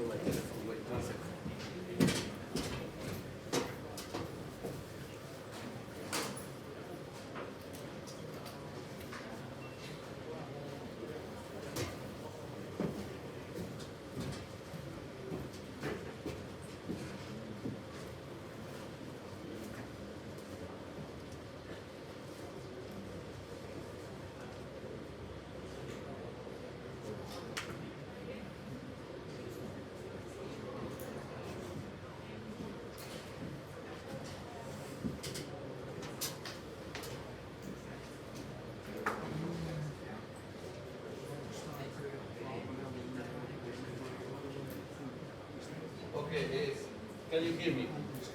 This was not planned, but it may be interesting for you. This is what we call the IMO docs. Yeah? This is a public website in which if you register you can access. And in here you can find all the documents that are for IMO. The list that Pascal was showing you in the supplement, you can find also here each document in separate basis. You go to the meeting documents, where it says here, and then look. If you see this part, is what I was telling you. You have now the CCC subcommittee, the HTW subcommittee. Remember the boxes I showed you in my presentation? We have 7 subcommittees. They are these ones. SDC, SSC, again we have the abbreviations. But look, the CCC, Subcommittee on Carriage of Cargos and Containers, and Carriage of Cargo, formerly, who was before the TSC.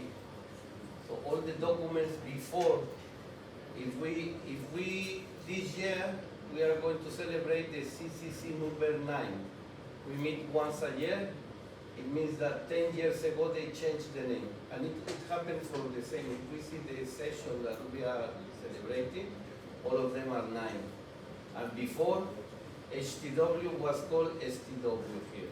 III was called FSI. III, for example, is implementation of IMO instruments, and before it was called flag state implementation. But there are many documents that they are called FSI. That's why they cannot disappear from there. And this is a game when you are reading the document, because they will tell you the MSC, the Maritime Safety Committee, told the CCC to do this and report to the MAPC. When you see that, you don't know what exactly it means, but everything has an answer. Here we have the committees. When we go, for example, to the Maritime Safety Committee, you see the documents here. In Maritime Safety Committee, 107 is the number of the session, and number 1 is the agenda. If you click on the agenda,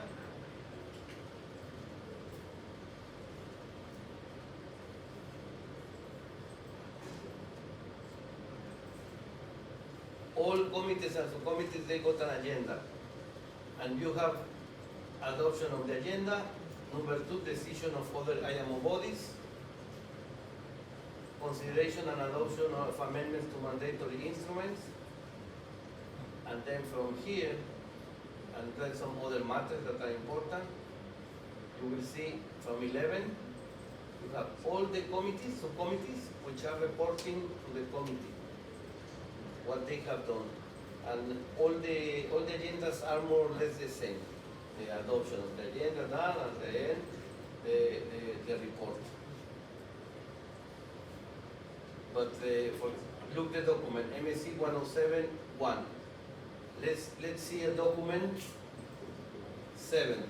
Yes? So we go back. It's a little bit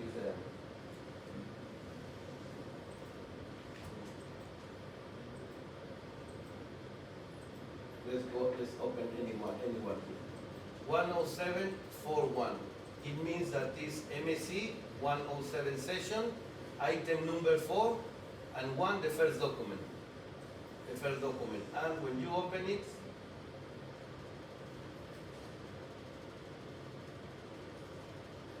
it says here 107, 4 is the item, agenda item 4 says here, and the item names is the goal-based new ship construction standards. And number 1 is the first document of this set of the agenda. This is an example of how the abbreviations work. But when you go back to the document, look, here in this page you have all the abbreviations, most of the abbreviations we have. This is Council Extraordinary. I don't know what is it. Council documents, Council summary records, Council working group, WG is working group, the DG is drafting group, intersessional WG intersessional working group of non-governmental organizations. NGO is very SOLAS conference documents. Safety of fishing vessels conference. LEC is the legal conference. HNS, noxious substances, oil pollution conference. I don't remember if it's here. It's open. So, Maritime Safety Committee, Technical Cooperation Committee, this one. So, when you see IMF document, IMF like this, it's just an information document. You cannot take decisions on that that document because it's informal. But the letters in front, it tells you what sort of information is given you. And it's what can I tell you? It's a little bit complicated, but it's not like impossible to understand what is it. Facilitation Committee, IAM Convention and Rural Procedure, LEC Committee, MAS is a joint working group. MAS is for the automated ships. It's a new subject. That you know the automation of the ship without a crew is being studied at the moment. MSC, legal, and FAL, they are three different committees who are discussing MAS, maritime autonomous ships system, or joint working group. So all the documents are there. MAPC, Maritime Safety Committee. What can I tell you? The circulars, resolutions. The resolutions are MSC at the end of the MSC. Let me see if we can find a Maritime Safety. No, look here is. So this is 107, we are going to 106. 107 is going to happen in 2 months. We are going to see the report of the MSC. We go till the end.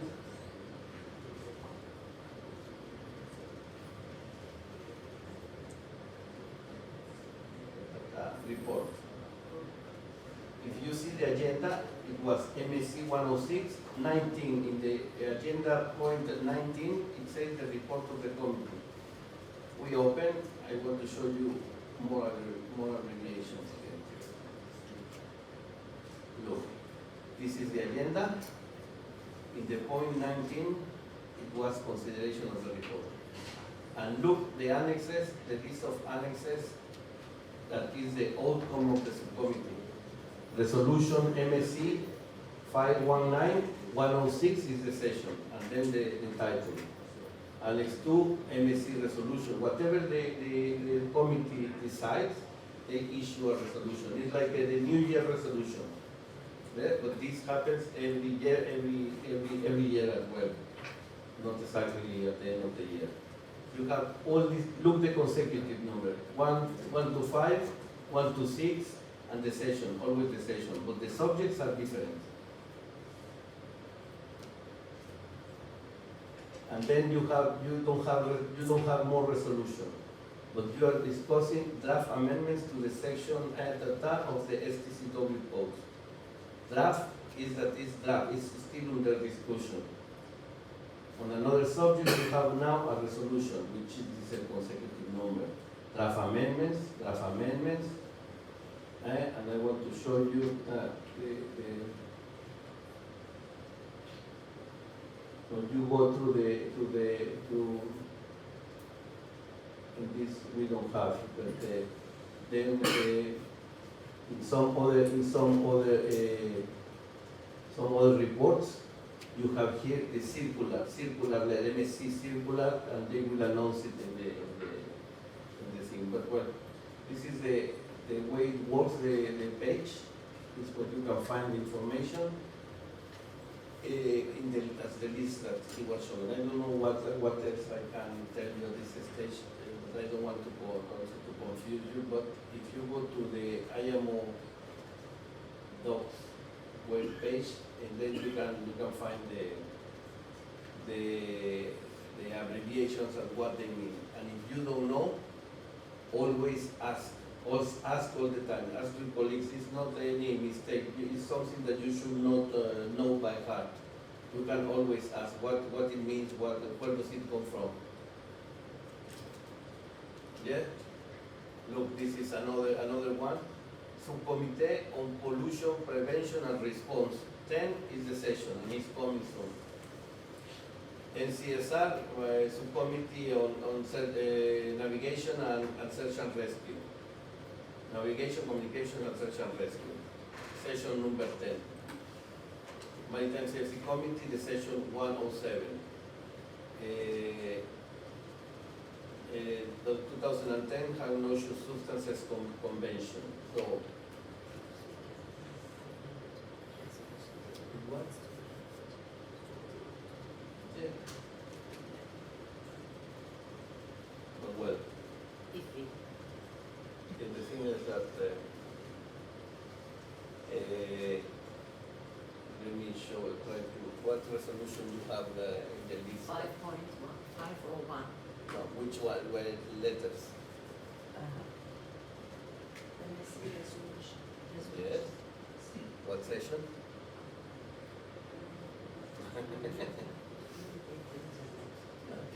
Yes, but I need the session. Okay, I will check.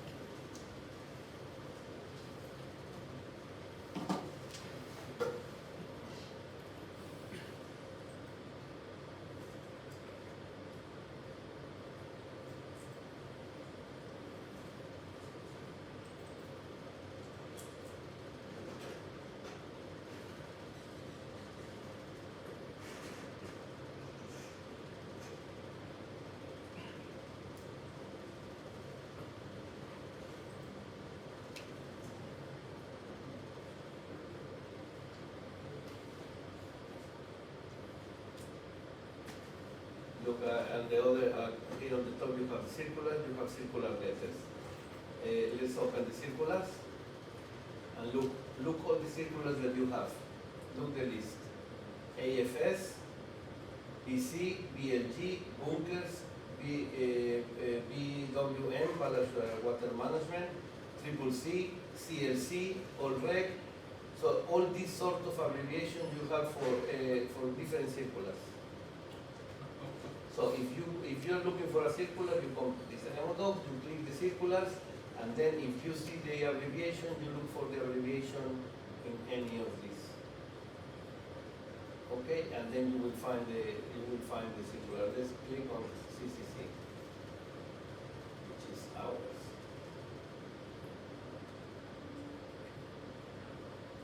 And here you have the latest circulars.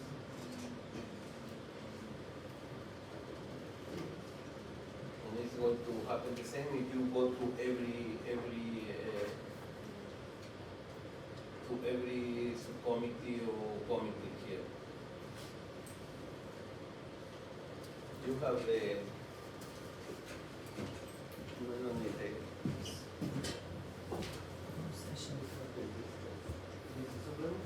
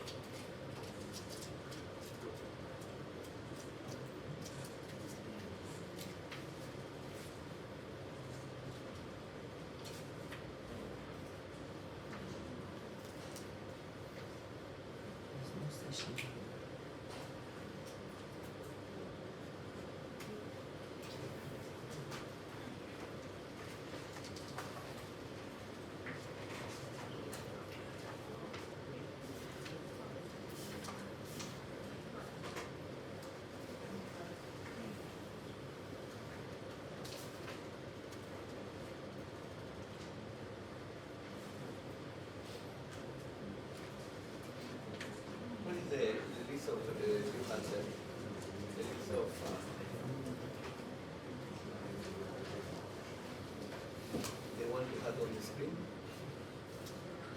Dat is nog een mooi man. Hij heeft het nog was een werk.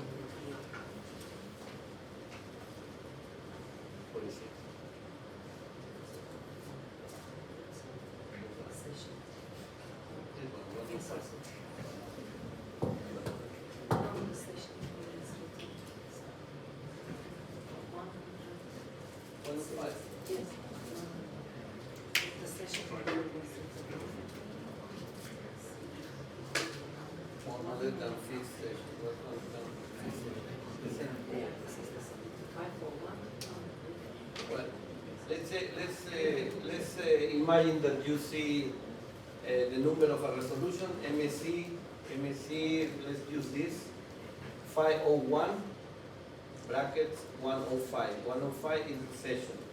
So what you do, that you go MSC, you need to go to MSC first. Oh, MSC.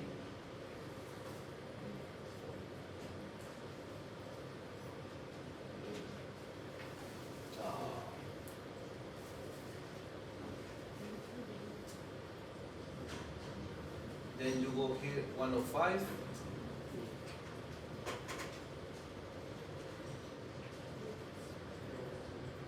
Yeah. Yes. In this 105, I will go to the report.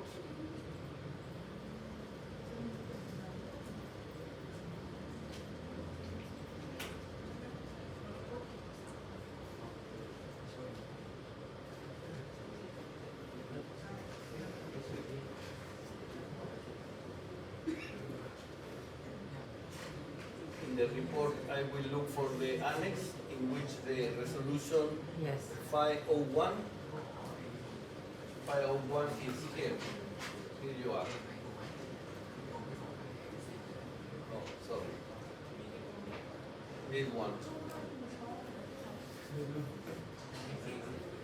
You see, this is the resolution from the Maritime Safety Committee, 501 in the session 105. And then if you open your supplement on the page 251.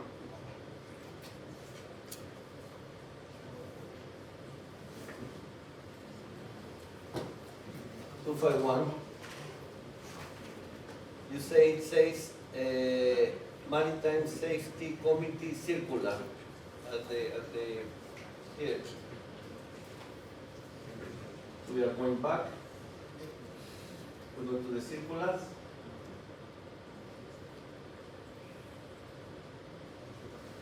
Maritime Safety Committee.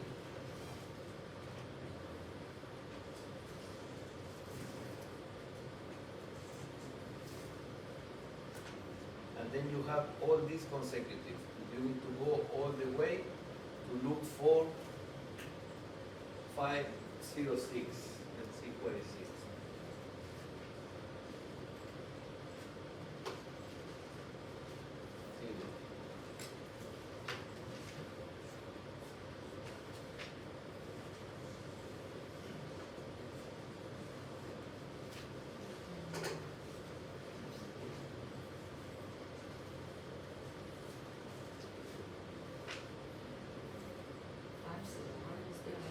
Of course, there is a search.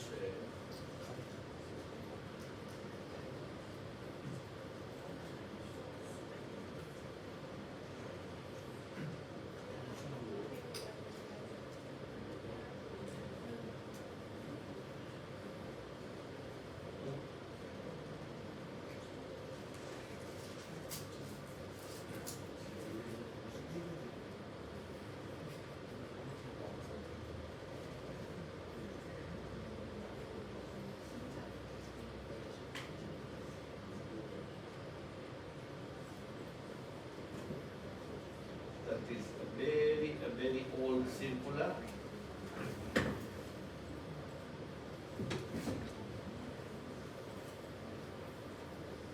which doesn't exist in the electronic. But it's true. It's true. It's not my fault. But let's look for 860, which is here.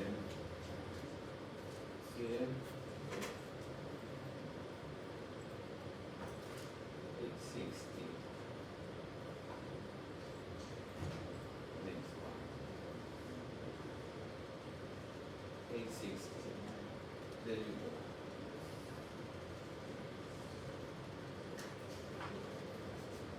You see, it's from 98. So the previous one, 506. Look at the style of the page. You can see that it's very old, from 98. And well, but on the top, when you find them here, you have them reproduced in here. So you don't need to find it in the electronic, let's say, because you have everything together. That is the reason of the supplement. But just the abbreviations is a little bit of a pain. But the abbreviations are, you can find in the IMO docs, and you can understand what it means. Everything at IMO is abbreviations. But if you see, you will have the presentations. If you see the abbreviation of the committees, of the subcommittees, the name, this is the point of departure for you. Okay?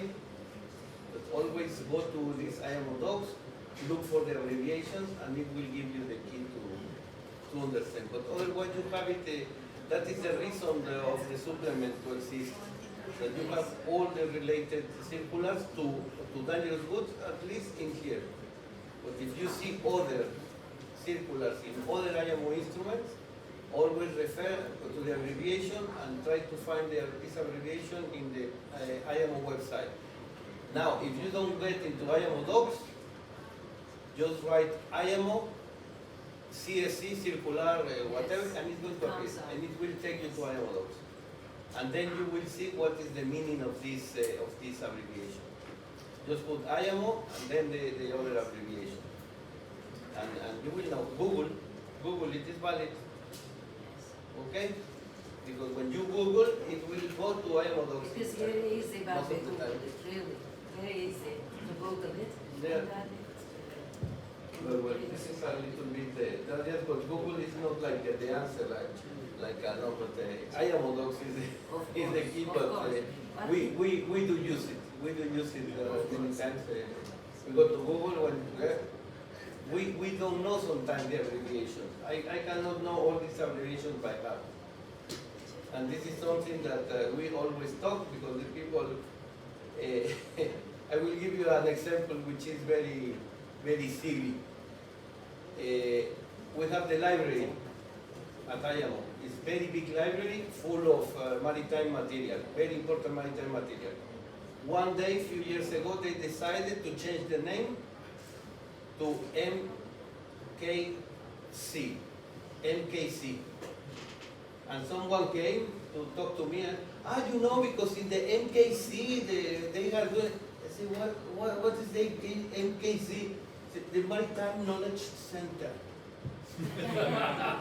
It's the library, it's the same library. Yes, but now it's called Maritime Knowledge Center. For me, it's the library. I don't see any other thing. But even these little things, they change, you know, and it's always an abbreviation. And I will tell you, we deal with the Maritime Safety Committee, with MSC. But me, I work in MSD, which is the Maritime Safety Division.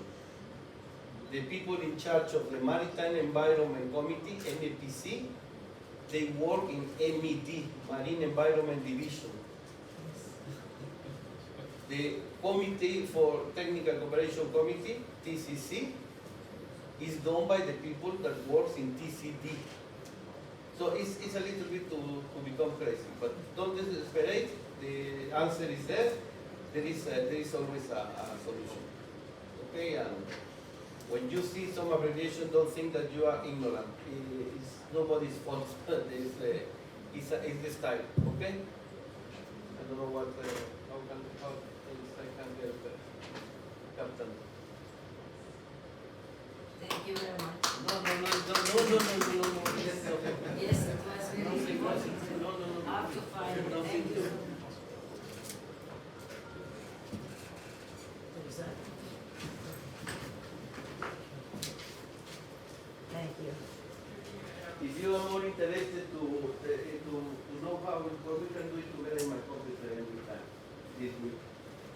Yes?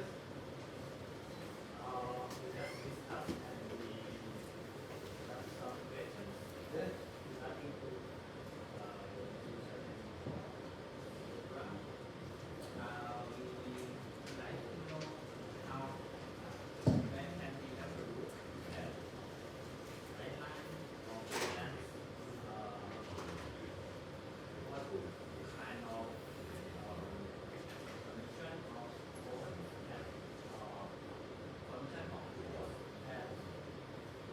Guideline of guidance or circular issue under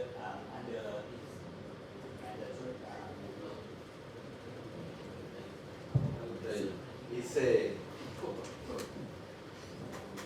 Remember when I showed the structure of the organization and I told you we have the assembly, we have the committees, and then we have the subcommittees, and then we have groups. And it's the game as the father as the mother. Yeah? The group needs to ask the subcommittee, and the subcommittee needs to ask the committee. And the committee sometimes they need to ask permission to the assembly. It's like in an office. You have to go to the boss and the other boss. You cannot skip one another. And the Maritime Safety Committee says the group, you don't talk to me, you are a group. Not to me, tell you subcommittee to talk to me. The same happens with the documents. A convention is mandatory because it's a convention, and it's like that.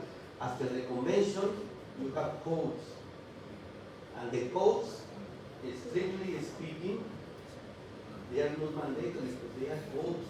They are not conventions. It's a code, but you have the IMDG code, which is mandatory. Why? Because the convention gave permission to the code to be mandatory. Because, and you see the code, you see the top 2 volumes. Because you don't want to take these 2 volumes and insert them in SOLAS. Yeah? Because in order to amend SOLAS, every time you want to amend SOLAS, you have to wait 4 years. Because SOLAS is amended only by the Assembly, who is the mother of all the other bodies. Yeah? So the Assembly gave permission to the committee. Okay, I give it with you, you can amend it. I give you permission. But, and the Assembly say, you know, we have SOLAS, and we need to make mandatory the code for the transport of dangerous goods. How we do it? And the Assembly say, okay, just write in SOLAS, in these 2 lines, that the code is mandatory. And then you take care of it later. It's like that. You see, there is a hierarchy there. So you have a convention, you have a code, and the code is not mandatory. You have also the ISPS code, which is the same. It's mandatory under, and it's called this under the umbrella of SOLAS. Yes? Now, after the code, you have guidelines. And the guidelines, they are not mandatory. You have also recommendations and many others. You have conventions and codes. Many codes. CTU code is not mandatory. And the guidance, they can be, because they are guidance and they are recommendations, they are circulated in a circular letter, or they are circulated by the Maritime Safety Committee, circular, blah, blah, blah, this number. The guidance, they are circulated by these circular letters, or these circular from you know what I mean? The guidance, they are included in a circular. The circular is just the action. Is what we call the instrument. Look, this one. This is another thing. This is the publication. The publication is just a piece of paper. It's just a piece of paper that IMO sells.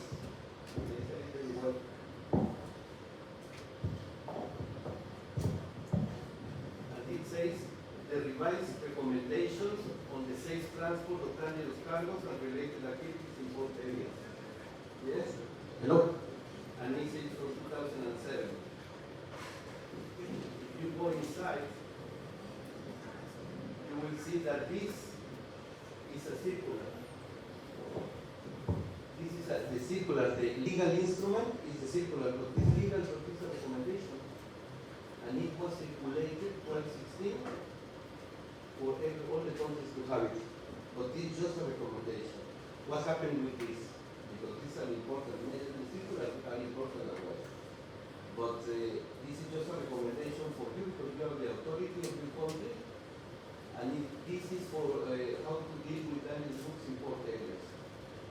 But all the ports are different, all the geography is different for all ports, all the capacities of the countries are different. So the IMO says to you, this is a recommendation, you apply it and see if it's better for you. You adapt it to your own needs. But all information is here, but it's a circular, it was circulated in a circular letter, it's a recommendation. This is a book, this is different. So if you go through here, you will see that it has a number, 16, and it's also in the IMO laws. If you see the IMSBC code, this is the publication, but the legal instrument, look in the forward of 101, and it will tell you resolution, this of the Maritime Safety Committee. And that is the legal document. Do I explain myself a little bit? Yeah, I would like to ask further, like you said, the convention is necessary.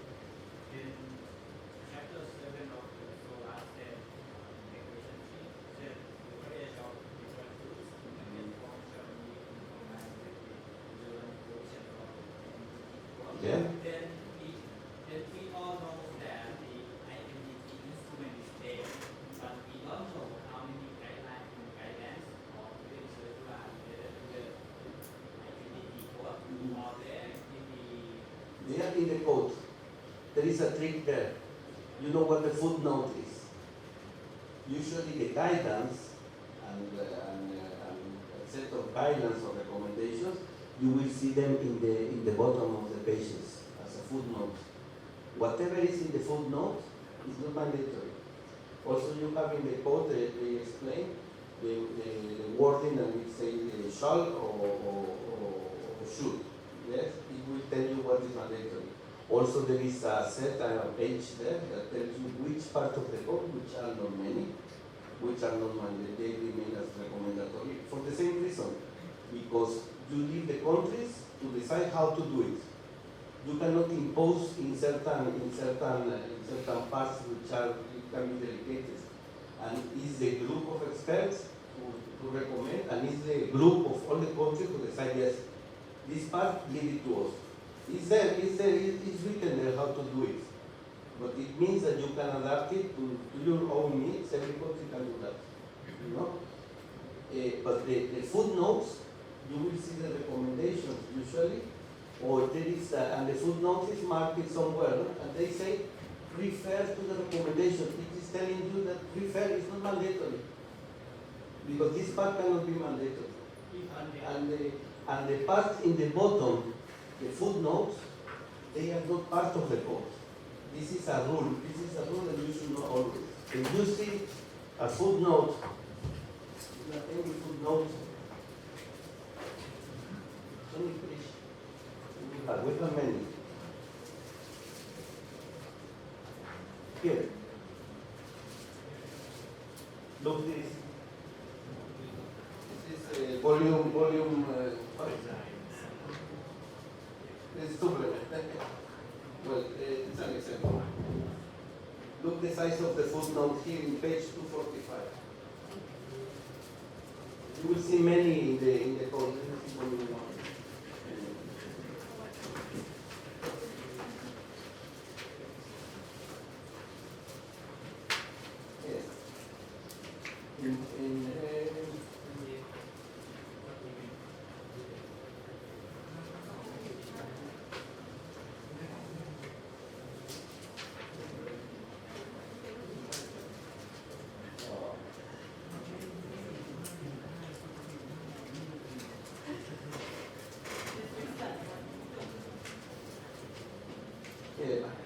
In chapter 4.1,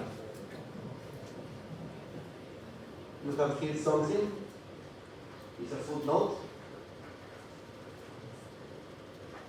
and this part is not mandatory. because it's a footnote. And in many of the footnotes, you will see that you are seeing the text here, and it have send you to the footnote, and it says, see the recommendation related to the activities in port areas, etc. It means that it's just recommending you to do that. But whatever you see here is not mandatory, it's not part of the code. And usually you will see that these parts are recommendations, are guidelines, are these sort of instruments which are not strong enough. Yeah? Now, it doesn't mean that in here is recommendatory. It doesn't mean that your country cannot decide to take it as a mandatory in your country. Yes? And when that happens, in Thailand, for example, we decide, okay, this part, which is recommendatory, we are including it in our national legislation, and all the other vessels that are coming to Thailand from other countries, they will need to comply with this part. You are making this mandatory in Thailand. You have the right. But what you do, you write the organization and say, from now on, these recommendations on these port activities, in Thailand are mandatory. Please inform all member states. And you know what the organization do? They write a circular letter. And it's spread to all member states. Yeah? Or sometimes, when we are in the middle of the meeting, they submit the information to the meeting in the country, and then it will be a circular CCC, because it's important for everyone to know. Either way, the circular letter is just a document in order to make everybody aware what is going on with respect to a subject, with respect to a country. Yeah? With respect to an instrument, we circulate, it's a letter, it's a memorandum, it's a memo that we do, an internal memo. It's the way we call it, circular letter or CCC, circular MSC, circular because it was related to different committees. But in the same manner that we have assembly, we have council, we have committees, we have subcommittees, you have also conventions, you have codes. You see how we play with the codes. The code is not mandatory, but SOLA said yes, now it's mandatory. But we have plenty of other codes, many, which are not mandatory. And it's not because SOLA doesn't want, the countries, the member states who are party to SOLA, they say, no, leave that as the CTU code. It's a perfect material for the packing of cargo transport units. They don't want to make it mandatory yet. It's a code that one. But if they want to make it mandatory, they would just write an apartheid in SOLAS like they have done for IMSBC, for IMDG. This code is mandatory. That's it. It doesn't matter, it's a code. But and for example, the CTU code is a very good example because before becoming a code, it was a set of recommendations. They were guidelines. And it was a circular letter who was there for years, circular letter. Then the member state decided, is that important that why don't we create a code? And they have taken the information in this very old circular letter and they converted it into a code. So the code is not mandatory. It was just upgraded. It was just upgraded one step from circular, from recommendation to code. Because the intention in the future is to make it mandatory, but they don't agree yet. But it's, you have to see what is it. Recommendation. Guidelines are guidelines. But it doesn't mean that one country cannot decide to make it mandatory. No. You saw the other instruments in the road and rail and inland water, how they are called? Agreements. They are agreements. This is another set of regulations. And the big one, the orange book, they are recommendations. So it depends the legal strictness that you give to the instrument. So everything has a hierarchy, let's call it. Let's say they have an idea about MDG code, then have it right here, and if nobody said MDG code,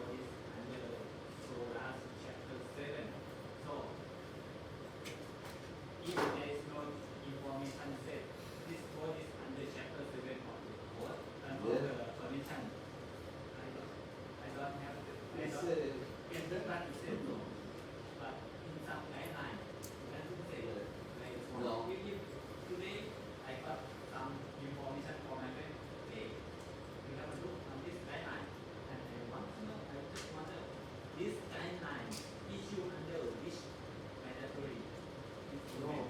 It tells you immediately. Guidelines. No, little. So, Recommendation. It says. I know, I said, Sorry.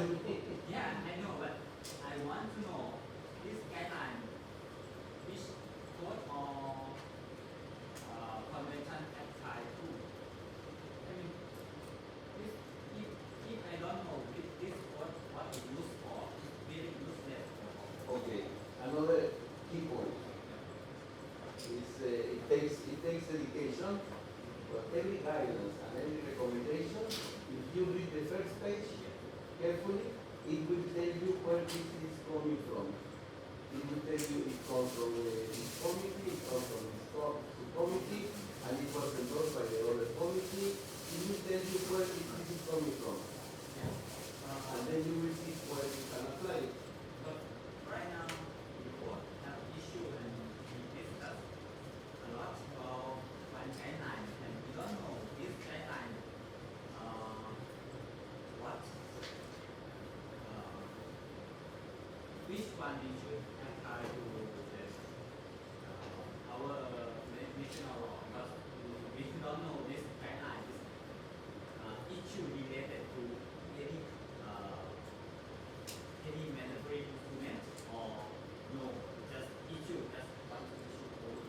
It's about guideline about the biopower, and we just wonder it may related to the large order, it may related to the biological diversity condition, or maybe the other like anti-fouling.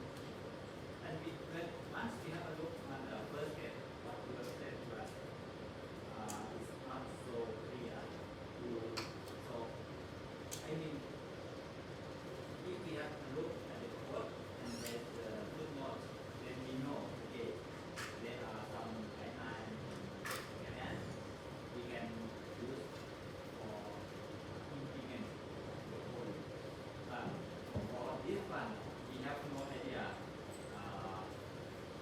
how can we apply to our national law, because we don't have You mean the anti-fouling? no, biopower. Biofouling, okay. Biofouling is I will tell you, in my case, it's another division with the Marine Environment Division, we are Maritime Safety Division. But the way it works for you, I haven't seen this biofouling circular, but I can imagine what it's about. You need to see within your administration who is in charge of this environmental part. Yes? And the same manner that someone from Thailand presented here, what are the directives from within your legislation about dangerous goods, you have to have the same for environmental issues. Yeah?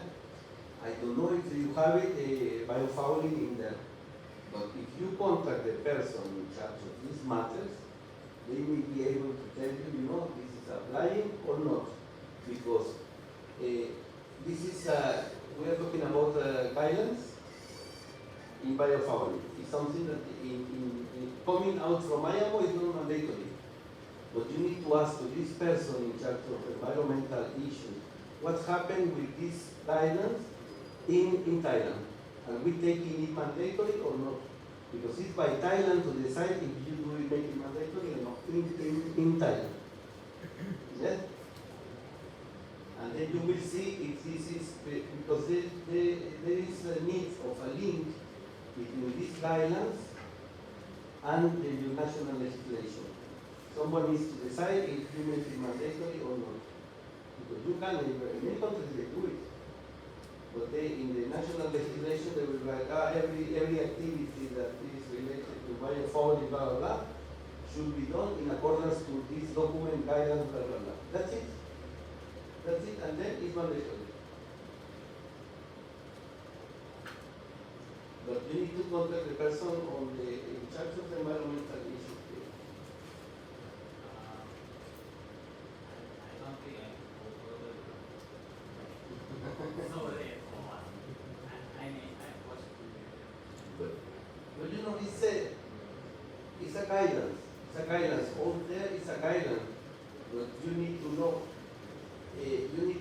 Thailand is taking it mandatory or not? Maybe not, but maybe yes. In my knowledge, anything is not binding to our government.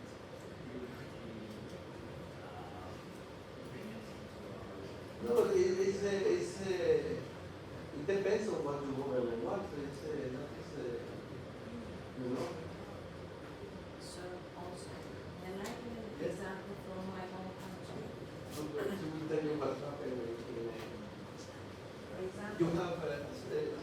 For example, you have part 1.3 in the code, yeah, which is recommendatory training, yes. yeah, and the training is mandatory. How you do it is a recommendation, but this part that is recommended, it doesn't mean that the marine department or the port authority, let's say, this is going to be mandatory for us. For all the terminals, and blah, blah, blah, they should follow in this part. What we are issuing as a recommendation, Thailand can tell all the terminals and the private sector, okay, you should, whatever training you do, you have to do it like this, boom. And what is recommendatory in the code, it becomes mandatory. Because it was a decision from the Marine Department or the Port Authority. It's the same with the biofouling. Sorry. No, it's a very good passage. What I was going to say. You know, CTU code is recommendatory, but we have 12, according to the 1.3 training section, it is recommendatory, you know. We have 12 different categories for trainings, function specific, and category 4 is CTU code, which is mandatory in my country for the sea surveyors. That's an example. Does it fit? Yeah. And just to, I don't know, to wrap up, the question is good, it's